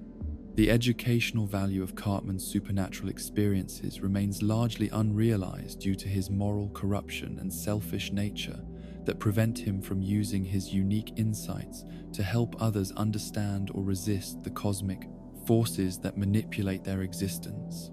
creating tragic waste of opportunities for spiritual growth and collective resistance that might emerge if his knowledge were shared with individuals whose moral development could handle such information constructively rather than allowing it to corrupt their relationships and social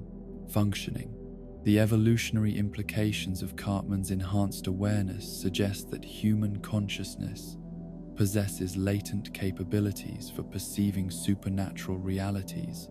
that remain dormant under normal circumstances, but can be activated through traumatic experiences or supernatural intervention that alters brain function and sensory processing in ways that exceed conventional medical understanding while creating psychological conditions that most individuals cannot endure without severe character damage and social dysfunction. The ultimate tragedy of Cartman's supernatural awareness lies not in his possession of forbidden knowledge itself, but in his moral inability to use such profound insights constructively for purposes that transcend personal advantage and selfish manipulation, creating situations where cosmic truth becomes weapon for psychological warfare rather than foundation for spiritual development and collective resistance to forces that treat human consciousness as entertainment rather than sacred, phenomenon deserving protection and respect from entities whose power exceeds human comprehension, while their purposes remain forever alien to moral frameworks that value individual dignity and spiritual growth over cosmic amusement and experimental data collection. In the intricate web of supernatural economics that governs Kenneth McCormick's existence, perhaps no aspect reveals more about the hidden costs of immortality than the devastating financial burden that his repeated deaths impose upon his already impoverished family, creating cycles of debt and economic desperation that compound exponentially with each resurrection, while demonstrating how cosmic cruelty operates not merely through direct suffering but through systematic destruction of material, stability and social standing that traps entire families within. Poverty systems designed to perpetuate spiritual and economic bondage across generations. This interpretation transforms Kenny's curse from simple personal tragedy into sophisticated mechanism of generational punishment that employs bureaucratic systems and financial institutions as instruments of supernatural torture, while revealing how immortality can become a tool of economic enslavement rather than blessing or protective gift. The funeral industry's exploitation of the McCormick family represents perhaps the most obvious manifestation of how Kenny's supernatural circumstances create financial obligations that exceed any normal family's capacity to meet while generating profit streams for business enterprises whose success depends upon systematic exploitation of grief and supernatural manipulation that transforms death from natural conclusion into recurring commercial opportunity. Each of Kenny's deaths requires immediate funeral arrangements that cost thousands of dollars for services, facilities, and materials that serve no actual purpose, since his resurrection renders burial meaningless, while the funeral directors continue collecting payment for ceremonies and interments that they know will be undone within hours by supernatural forces operating beyond normal commercial frameworks.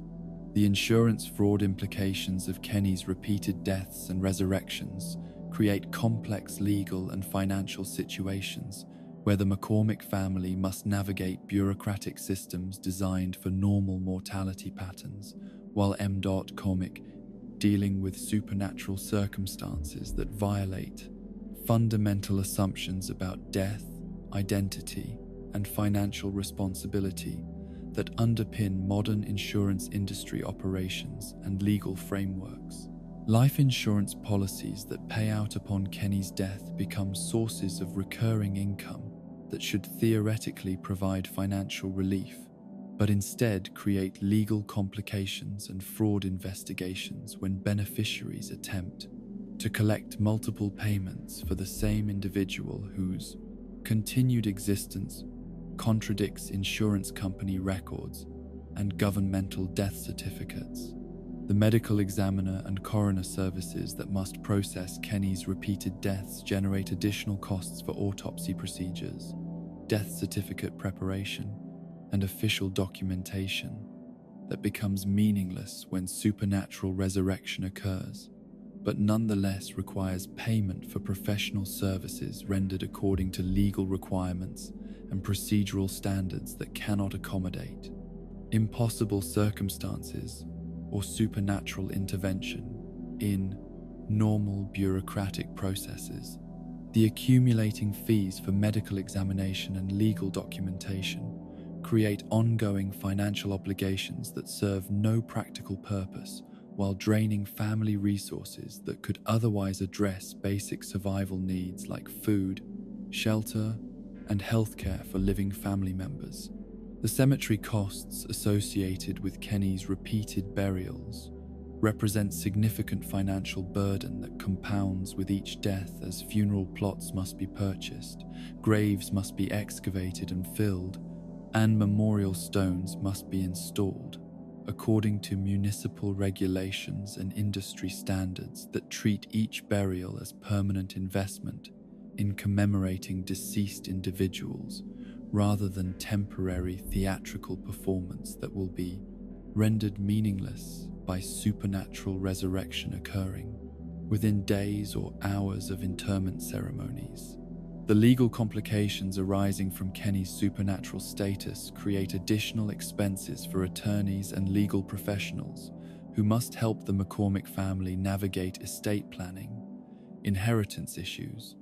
and identity documentation that becomes problematic when official government records indicate multiple deaths for individuals who continue existing and requiring legal recognition of their ongoing citizenship and social security benefits, despite bureaucratic evidence suggesting their permanent demise and removal from living population databases. The social services interventions triggered by Kenny's repeated deaths create cascading financial consequences, as Child Protective Services investigations generate costs for home evaluations, psychological assessments, and family counseling services designed to address suspected neglect or abuse that appears to result in unusual mortality patterns among minor children whose welfare becomes official concern due to statistical anomalies in family death, records that exceed normal actuarial expectations for household mortality rates. The educational system complications resulting from Kenny's deaths and resurrections generate additional costs for transcript preparation, enrollment processing, and administrative handling of students whose official status fluctuates between living and deceased according to governmental records that must be reconciled with actual classroom attendance and academic performance by individuals whose existence contradicts bureaucratic documentation of their permanent absence from educational institutions and social systems. The tax implications of Kenny's supernatural circumstances create ongoing financial obligations for the McCormick family as estate taxes, inheritance procedures, and income reporting requirements must address recurring situations where deceased family members return to life, while maintaining legal and financial responsibilities that accumulate during periods of official death according to government records that treat supernatural resurrection as tax, avoidance strategy, rather than involuntary cosmic manipulation beyond human control or legal precedent. The healthcare costs associated with Kenny's deaths and resurrections extend beyond immediate emergency medical treatment to encompass ongoing psychological therapy, trauma counseling, and psychiatric care for family members who witness repeated violent deaths of loved ones, while being unable to prevent or explain supernatural circumstances that exceed medical understanding and treatment protocols designed for normal human mortality and grief processing, rather than recurring loss and miraculous recovery cycles. The employment disruptions caused by Kenny's deaths create additional financial stress for McCormick family members who must take time off work to handle funeral arrangements, legal proceedings, and administrative requirements associated with death and resurrection cycles, while maintaining their own economic stability and meeting basic household expenses that continue accumulating regardless of supernatural circumstances affecting family structure and emotional well-being during periods of crisis and supernatural intervention. The credit and debt complications arising from Kenny's fluctuating legal status create long-term financial problems as lending institutions and credit reporting agencies struggle to maintain accurate records for individuals whose death certificates indicate permanent demise, while their continued existence generates ongoing financial obligations and consumer activity that contradicts official documentation of their deceased status, according to governmental databases and commercial credit monitoring systems. The insurance premium calculations for the McCormick family become increasingly expensive as actuarial analysis of their household mortality statistics indicates extreme risk factors that exceed normal underwriting guidelines and pricing structures designed for typical family demographics rather than supernatural circumstances involving immortal children, whose death rates suggest dangerous environmental conditions or systematic negligence, requiring premium adjustments that reflect perceived liability and claims frequency. Expectations. The utility and municipal service complications resulting from Kenny's deaths create ongoing administrative burdens, as service providers must repeatedly restore accounts and billing arrangements for deceased customers who return to life while maintaining residential addresses and consumer requirements for electricity, water, waste management, and telecommunications services that continue operating despite official records, indicating household membership changes due to mortality events affecting service account holders and authorized users. The banking and financial service disruptions caused by Kenny's supernatural status generate additional costs for account management, estate processing, and beneficiary services that must be reversed when resurrection occurs, while maintaining customer relationships and financial obligations that accumulate during periods of official death according to banking regulations and federal oversight requirements designed for permanent mortality rather than recurring supernatural intervention in normal commercial relationships. The property ownership and inheritance issues arising from Kenny's repeated deaths create complex legal situations where real estate transfers, asset distribution, and estate settlement procedures must accommodate supernatural circumstances that violate fundamental assumptions about property rights and inheritance law designed for permanent death rather than temporary supernatural intervention that reverses legal proceedings and financial obligations established during periods of official demise, according to probate court records and governmental documentation. The criminal justice system costs associated with investigating Kenny's deaths generate significant expenses for police investigations, forensic analysis, and legal proceedings designed to identify perpetrators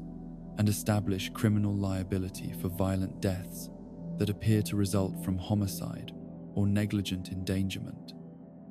while actually representing supernatural manipulation that exceeds normal law enforcement capabilities and legal frameworks, designed for solving crimes committed by human agents rather than cosmic forces operating beyond jurisdictional authority. The psychological and emotional costs of economic stress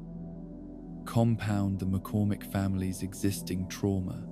as financial pressure creates additional sources of conflict and desperation that exacerbate underlying issues with addiction,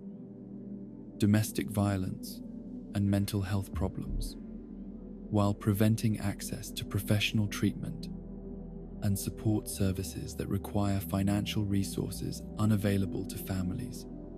trapped in cycles of supernatural debt and bureaucratic obligation that consume available income while providing no meaningful resolution or escape from ongoing economic punishment. The generational impact of supernatural economic burden ensures that Kenny's curse affects not only immediate family members, but extends to future generations who inherit debt obligations and damaged credit histories that limit their access to educational opportunities, housing options, and employment possibilities, while perpetuating poverty cycles that serve cosmic purposes by maintaining vulnerable populations susceptible to continued supernatural manipulation and economic exploitation through institutional systems designed to benefit from human suffering and financial desperation. The ultimate horror of Kenny's supernatural economics lies not in any single financial obligation or bureaucratic complication, but in the systematic nature of economic punishment that transforms immortality from potential blessing into mechanism of generational enslavement that employs modern financial institutions and governmental bureaucracies as instruments of cosmic torture, while demonstrating how supernatural forces can weaponize human systems of commerce and administration to create suffering that extends far beyond individual victims to encompass entire family structures and community relationships through economic mechanisms that operate according to principles designed to perpetuate rather than resolve the spiritual and material bondage that serves purposes beyond human comprehension, while destroying human dignity through systematic impoverishment and bureaucratic humiliation. In the psychological labyrinth of Eric Cartman's obsessive relationship with Kyle Broflovsky, perhaps no interpretation proves as simultaneously disturbing and illuminating as the theory that his relentless antagonism and seemingly inexplicable hatred mask profound romantic attraction that his developing psyche cannot acknowledge or process through healthy emotional channels, creating internal conflicts that manifest as increasingly elaborate schemes of domination and psychological torture designed to maintain proximity and emotional connection while denying the underlying vulnerability and need for intimacy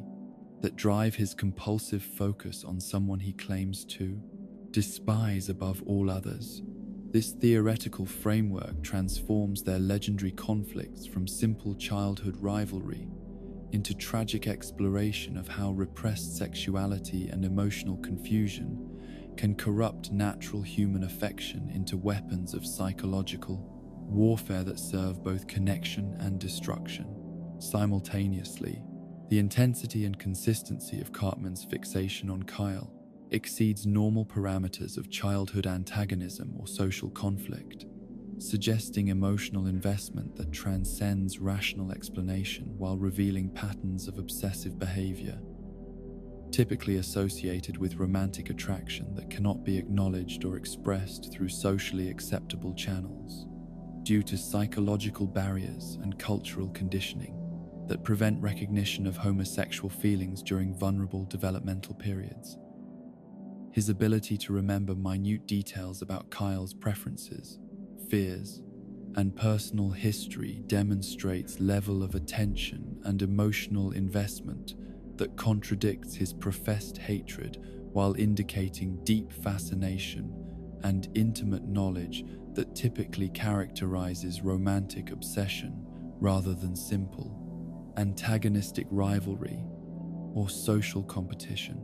The specific targeting that characterizes Cartman's cruelty reveals sophisticated understanding of Kyle's emotional vulnerabilities and psychological pressure points that could only be acquired through sustained observation and empathetic connection disguised as predatory behavior,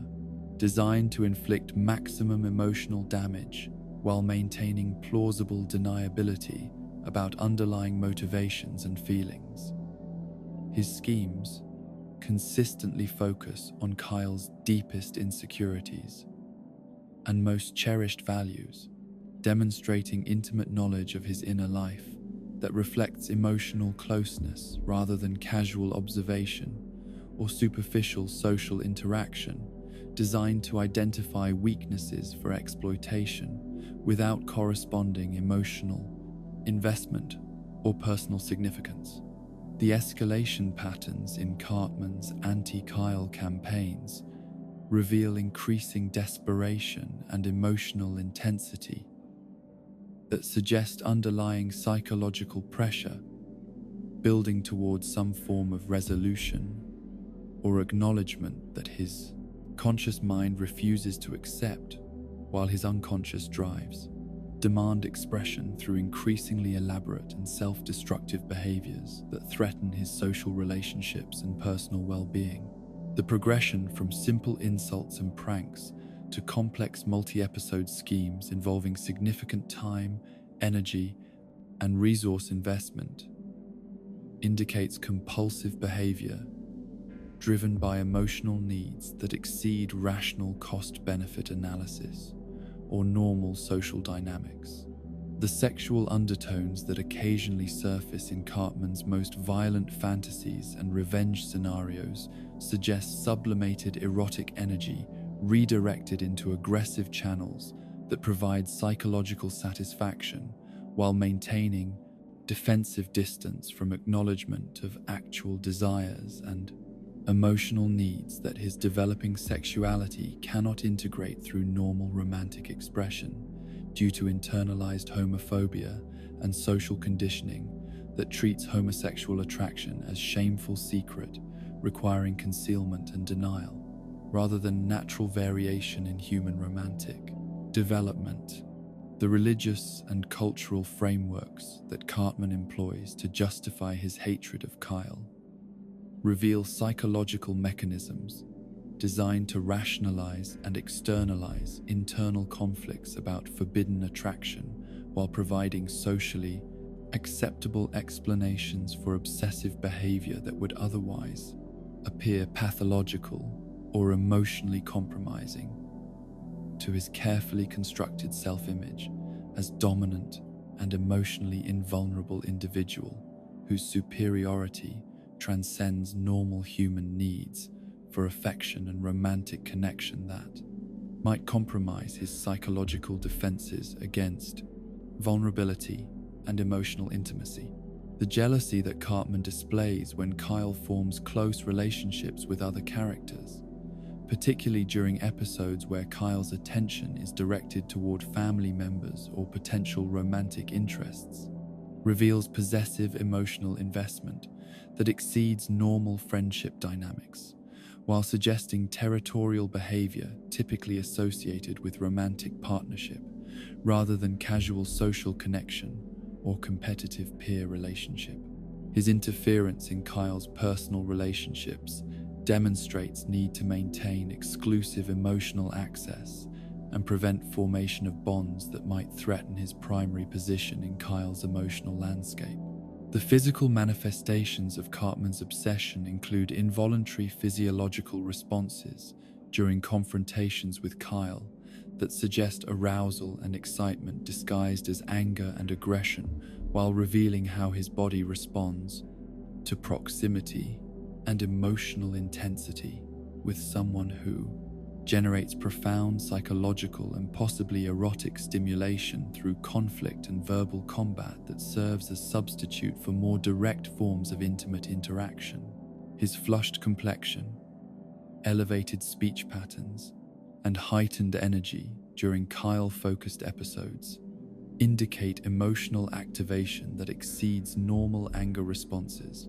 while suggesting underlying excitement and stimulation.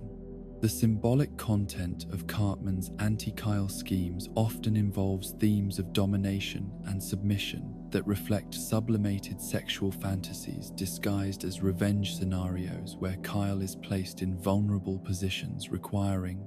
rescue or submission to Cartman's superior power and intelligence while creating opportunities for intimate contact and emotional connection, disguised as antagonistic interaction, designed to inflict humiliation and psychological damage, rather than acknowledge underlying desires for closeness and mutual vulnerability. The timing of Cartman's most elaborate anti-Kyle campaigns correlates with periods of emotional distance or Kyle's involvement with other relationships that threaten Cartman's exclusive access to his attention and emotional energy, suggesting that his hatred intensifies when he feels abandoned or replaced in Kyle's affections, while his schemes serve dual purposes of punishment for perceived betrayal and attempts to re-establish primary emotional connection through negative attention that guarantees Kyle's focus and mental preoccupation with their relationship. The protective instincts that occasionally surface, despite Cartman's antagonistic facade, reveal genuine concern for Kyle's well-being that contradicts his stated hatred, while demonstrating emotional investment that transcends simple rivalry or social competition to encompass deeper caring and attachment that cannot be acknowledged without threatening his psychological defenses against vulnerability and emotional dependence on someone whose opinion and attention matter more than he can consciously admit without compromising his self-image as emotionally superior and independent. The artistic and creative expressions that Cartman produces often feature Kyle as central figure in elaborate narratives that reveal his unconscious preoccupation and emotional investment, while providing safe outlets for exploring fantasies and scenarios that his conscious mind cannot acknowledge, as expressions of romantic longing and desire for intimacy, disguised as artistic projects designed to inflict psychological damage and public humiliation, rather than process complex feelings and emotional needs that exceed his capacity for healthy expression and integration. The sleep disturbances and intrusive thoughts that likely characterize Cartman's internal experience during periods of intense Kyle-focused activity suggest obsessive thinking patterns, typical of romantic preoccupation where the preyman's object of attraction dominates mental landscape and emotional processing while creating psychological conditions that interfere with normal functioning and social relationships due to excessive mental energy. Devoted to someone who theoretically represents enemy rather than beloved, whose welfare and opinion carry disproportionate emotional significance.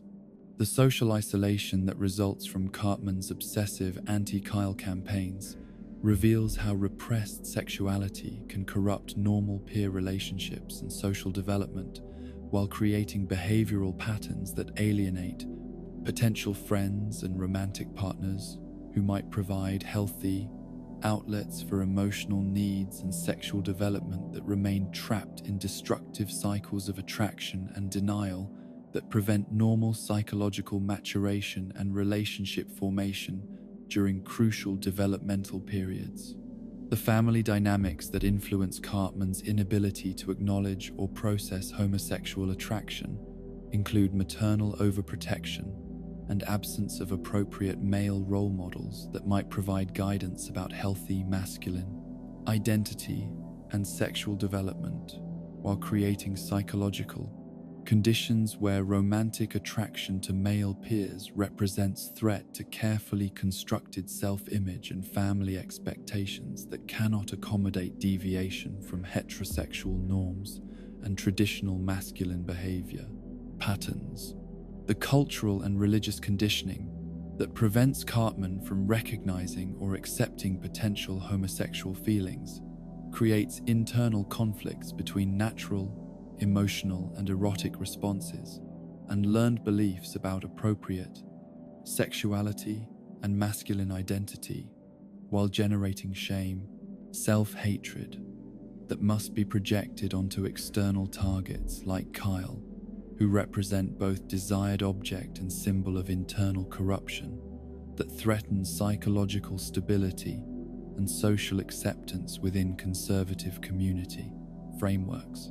The long-term psychological consequences of Cartman's repressed attraction and inability to process healthy romantic feelings include increasing isolation from authentic emotional connection and potential for escalating self-destructive behavior, as internal conflicts between desire and denial create psychological pressure that demands resolution through either acknowledgement and acceptance of homosexual identity or complete psychological breakdown that destroys capacity for normal social and romantic development during crucial adolescent and young adult periods. The ultimate tragedy of Cartman's obsessive relationship with Kyle lies not in his potential homosexuality itself, but in the psychological and social conditions that prevent healthy recognition and expression of natural romantic feelings, while forcing them into destructive channels that corrupt both individuals' capacity for authentic emotional connection and mutual understanding, creating patterns of interaction that serve neither person's genuine needs for love and acceptance, while perpetuating cycles of conflict and emotional damage that could be resolved through honest acknowledgement of underlying feelings and social frameworks that support rather than condemn diverse expressions of human romantic attachment and emotional intimacy. In the intricate architecture of collective delusion that sustains social cohesion within South Park's community structure, perhaps no phenomenon reveals more about the psychological mechanisms of communal self-deception than the elaborate charade surrounding Officer Barbrady's law enforcement authority, a systematic fiction that requires coordinated participation from every resident to maintain the illusion that their bumbling, illiterate, and fundamentally incompetent security guard represents legitimate police protection, rather than shared psychological coping mechanism designed to provide false sense of safety while avoiding confrontation with their community's actual vulnerability to criminal activity and social disorder. This interpretation transforms Barbrady's professional identity from simple comedic incompetence into sophisticated study of how communities create and sustain beneficial delusions that serve collective psychological needs, while revealing the fragility of social institutions and the extent to which authority depends upon collective agreement rather than actual competence or legal legitimacy. The physical evidence supporting Barbrady's fictional police status reveals remarkable attention to detail in maintaining community-wide deception that requires significant resources and coordinated effort from multiple residents who must collaborate in creating false documentation, fraudulent equipment, and artificial crime scenarios designed to sustain his belief in his official authority, while preventing him from recognizing the theatrical nature of his daily activities and professional responsibilities. His police badge, uniform, and squad car represent elaborate props created and maintained by community members whose investment in preserving his delusion exceeds normal neighborly cooperation to encompass genuine commitment to protecting his psychological well-being. Through sustained performance that requires continuous energy and attention from people who receive no obvious benefit from their participation in this deceptive framework. The absence of genuine criminal activity during Barbrady's tenure as South Park's law enforcement officer suggests either remarkable community virtue that eliminates actual need for police protection or systematic conspiracy to conceal real crimes and dangerous situations from someone whose intervention would prove ineffective and potentially dangerous to public safety while maintaining his illusion of professional competence and social utility. The artificial crimes that occasionally require his attention demonstrate sophisticated understanding of his psychological needs and intellectual limitations, while providing him with opportunities to feel useful and successful without exposing him to situations that would reveal his fundamental incompetence and lack of legitimate authority. The bureaucratic systems that support Barbrady's fictional police career require extensive coordination with federal, state, and local agencies whose participation in the deception suggests either widespread conspiracy to protect his psychological well-being or remarkable flexibility in governmental oversight systems that can accommodate fraudulent law enforcement personnel without triggering investigations or administrative corrections that would expose the artificial nature of his professional status and community role. The salary, benefits, and official recognition that he receives indicate institutional investment in maintaining his delusion that exceeds simple community charity to encompass systematic fraud that involves multiple levels of government bureaucracy. The psychological profile of someone living under Barbrady's delusional circumstances suggests either severe mental illness that prevents recognition of obvious inconsistencies in his professional experience, or remarkable psychological resilience that enables him to function effectively within artificial frameworks, while maintaining genuine belief in his official authority and social utility, despite evidence that should contradict his professional self-image and understanding of his community role. His apparent contentment and professional pride indicate either successful psychological adaptation to delusional circumstances or genuine ignorance of the artificial nature of his law enforcement career and community status. The ethical implications of community-wide participation in Barbrady's deception raise complex questions about individual autonomy, informed consent, and the moral acceptability of beneficial lies that protect vulnerable individuals from psychological harm, while denying them accurate information about their circumstances and social relationships that might enable authentic self-determination and genuine personal development, rather than artificially maintained happiness based upon false assumptions and fraudulent social recognition. The collective decision to prioritize his emotional well-being over his right to truth creates moral precedents that could justify extensive deception and manipulation of individuals whose psychological fragility makes them unsuitable for confronting reality without professional support and therapeutic intervention. The economic costs of maintaining Barbrady's fictional police career represent significant community investment in psychological welfare that diverts resources from legitimate public safety needs while creating ongoing financial obligations for salary, equipment, and administrative support that provide no actual law enforcement benefits, while serving purely charitable purposes, disguised as professional compensation for services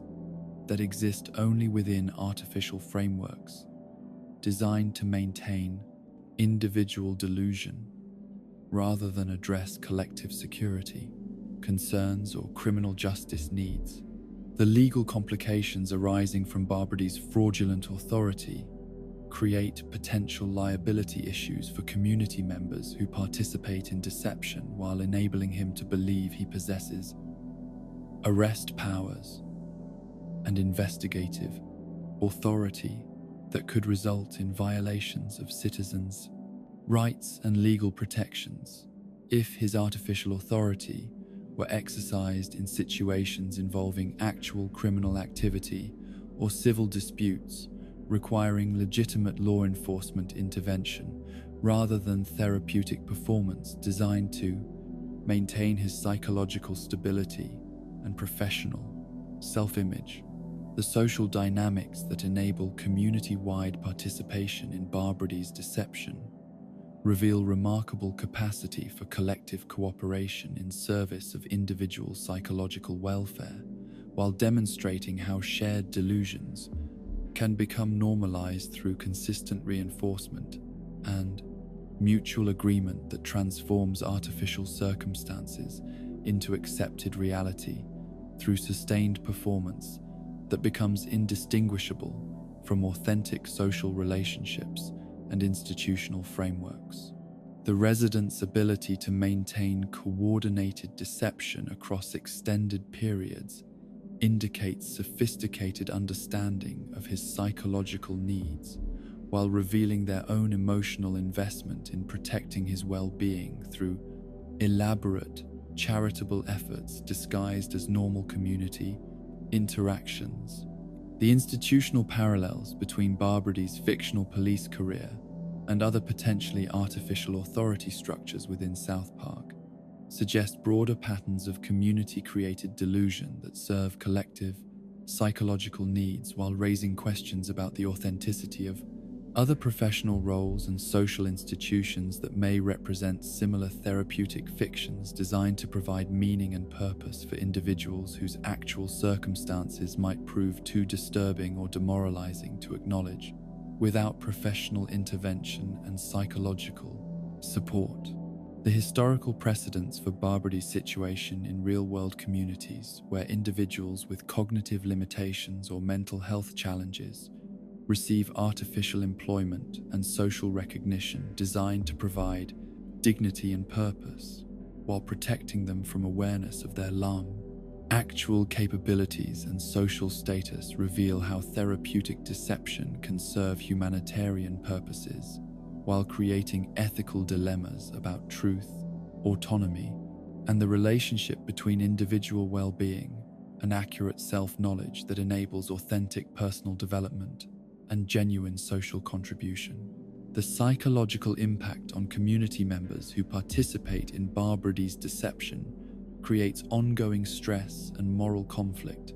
as they must balance their commitment to protecting his emotional welfare against their own needs for authentic social relationships and honest communication, while maintaining elaborate performance that requires constant attention to consistency and plausibility, without revealing the artificial nature of their interactions and professional recognition of his law enforcement authority and community contributions. The alternative explanations for Barbrady's apparent incompetence and community tolerance include possibilities that he represents legitimate law enforcement officer whose cognitive limitations are accommodated through community support and simplified responsibilities rather than evidence of fraudulent authority, and therapeutic deception designed to maintain beneficial delusions about his professional status and social utility within law enforcement frameworks that adapt to individual capabilities rather than maintaining uniform standards and competency requirements. The investigative evidence that might resolve questions about Barbrady's legitimate authority includes examination of official documentation, verification of his training and certification through appropriate agencies,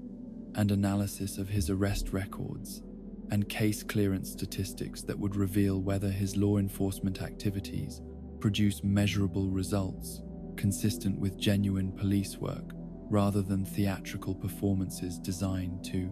maintain artificial authority and community recognition without actual criminal justice outcomes or public safety benefits. The therapeutic value of community participation in beneficial delusions extends beyond individual cases like Barbrady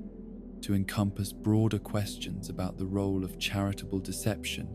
in supporting vulnerable community members while creating social frameworks that prioritize psychological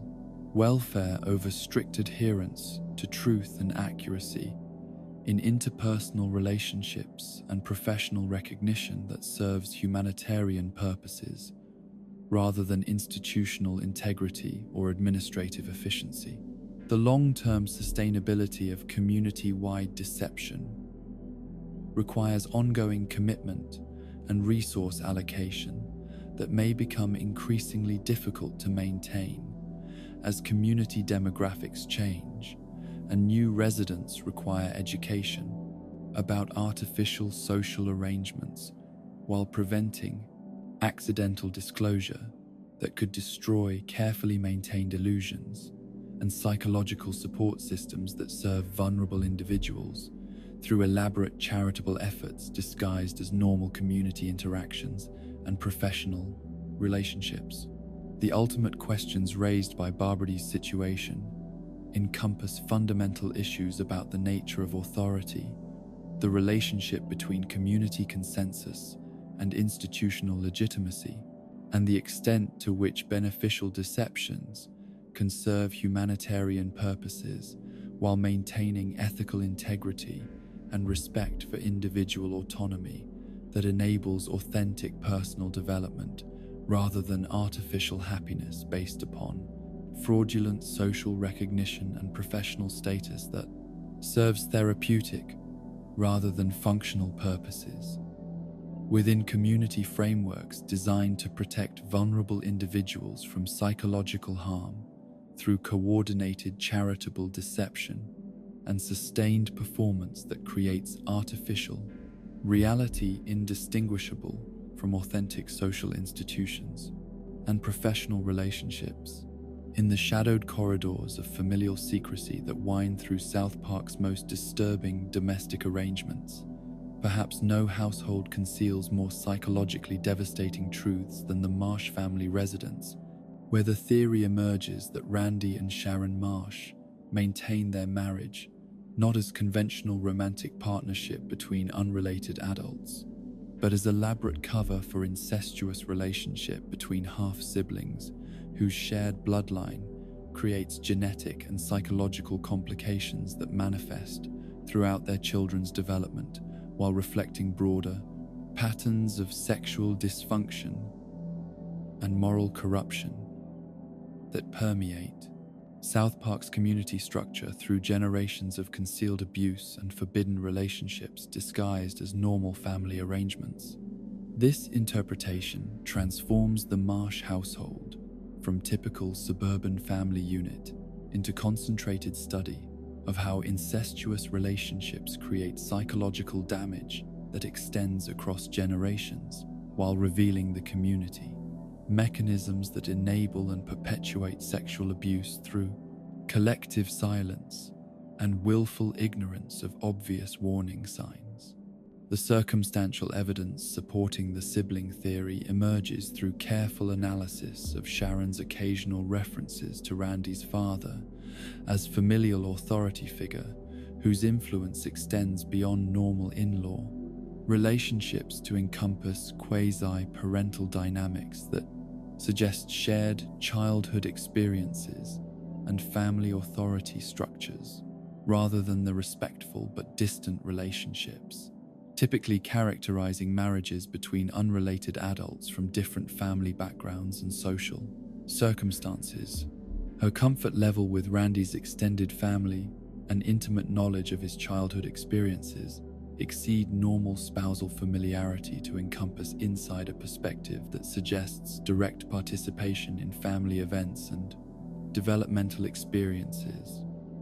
rather than second-hand knowledge acquired through marriage and storytelling about past experiences and family relationships.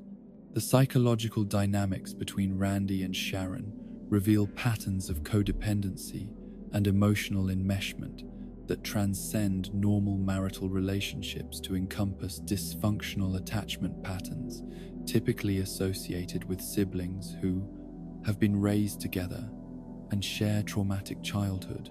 experiences that create abnormal intimacy and emotional boundaries that persist into adult relationships disguised as romantic partnership.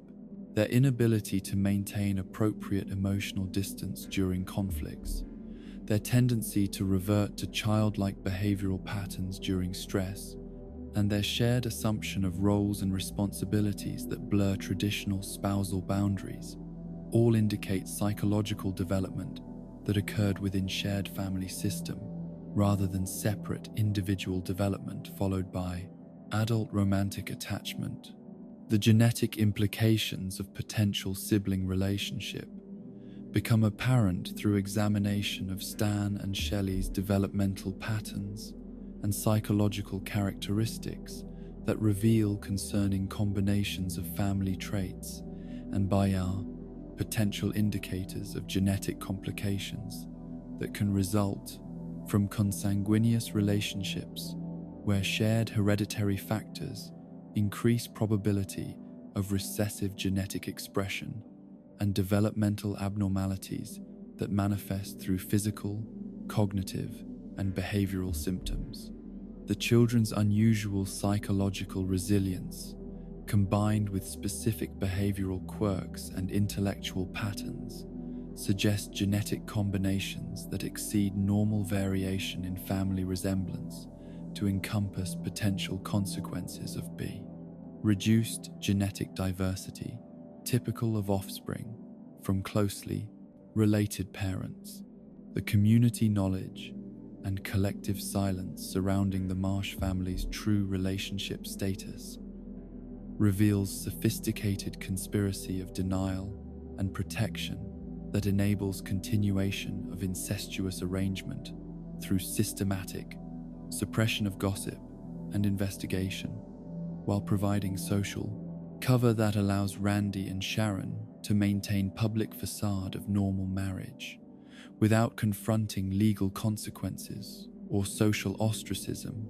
that would normally result from discovery of forbidden sexual relationships within family structures. The neighbors' reluctance to discuss family history and their careful avoidance of questions about the couple's courtship and early relationship indicate community-wide awareness of sensitive information that requires careful management to maintain social stability. The religious and moral frameworks that the Marsh family employs to justify their relationship involve complex theological rationalization and selective interpretation of moral prohibitions that enable continuation of forbidden sexual partnership while maintaining appearance of ethical behavior and spiritual respectability within community religious structures that should condemn incestuous relationships, but instead provide protective cover through institutional denial and pastoral counseling that addresses symptoms rather than underlying moral violations and sexual dysfunction. The legal complications arising from incestuous marriage include potential fraud in marriage documentation, tax filing irregularities, and inheritance issues that create ongoing vulnerability to criminal prosecution and civil liability. If their true relationship status were revealed through official investigation or legal challenge to their marital status and family arrangements, the bureaucratic systems that process their documentation either demonstrate remarkable oversight failures or indicate systematic institutional conspiracy to conceal illegal relationships through falsified records and administrative combureaucrat cooperation that exceeds normal governmental incompetence. The psychological impact on Stan and Shelley of growing up within incestuous family structure creates developmental trauma that manifests through behavioral problems, relationship difficulties, and identity confusion that reflects unconscious awareness of their family's abnormal sexual dynamics and genetic complications, while lacking conscious understanding of the specific nature of their parents' forbidden relationship and its implications for their own psychological development, and future romantic relationships. The generational patterns that may have led to Randy and Sharon's incestuous relationship suggest family history of sexual abuse and boundary violations that created psychological conditions where sibling relationships became sexualized through inappropriate early experiences and inadequate parental protection from family members whose own sexual dysfunction created environments where normal development became impossible and incestuous. Attraction developed as adaptation to traumatic childhood circumstances and dysfunctional family dynamics. The social services implications of concealed incestuous marriage include child welfare concerns that should trigger official investigation and intervention if the true nature of Randy and Sharon's relationship were discovered by ACSAs, authorities whose responsibility includes protecting minor children from psychological harm and genetic risks associated with incestuous family arrangements that violate both legal prohibitions and child protection standards designed to ensure healthy family environments and appropriate sexual boundaries. The medical complications that may result from incestuous relationship include increased genetic risks for offspring and potential psychological disorders that can affect both partners and their children through inherited predispositions to mental illness and developmental abnormalities that require specialized medical attention and genetic counseling to address effectively, while maintaining confidentiality about family circumstances that could trigger legal action and social ostracism if revealed to healthcare providers or insurance companies. The extended family dynamics surrounding Randy and Sharon's relationship reveal complex patterns of enablement and denial that suggest broader family system dysfunction, where incestuous relationships may represent continuation of generational patterns rather than isolated violation of sexual boundaries and moral prohibitions. The grandparents' behavior and extended family interactions indicate either remarkable ignorance of obvious relationship problems or active participation in conspiracy to conceal forbidden sexual arrangements that serve family interests while violating social norms and legal requirements. The economic factors that may contribute to maintenance of incestuous relationship include financial benefits from shared property ownership, tax advantages from married filing status,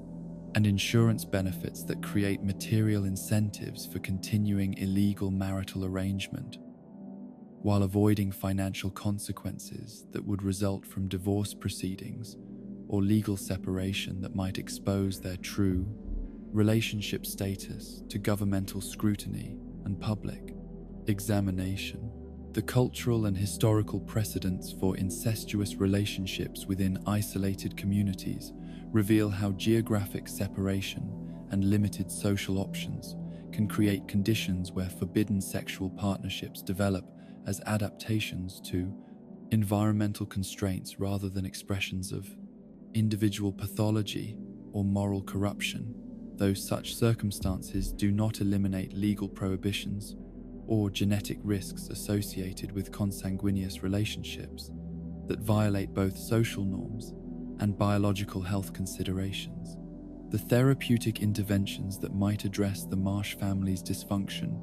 would require specialized treatment approaches designed for families affected by incestuous relationships while maintaining confidentiality protections that prevent legal prosecution and social destruction of family unit whose children require ongoing support and stability despite their parents' sexual violations and psychological dysfunction that created their current circumstances. The long-term consequences for Stan and Shelley of growing up within incestuous family structure include increased risks for psychological disorders, relationship difficulties,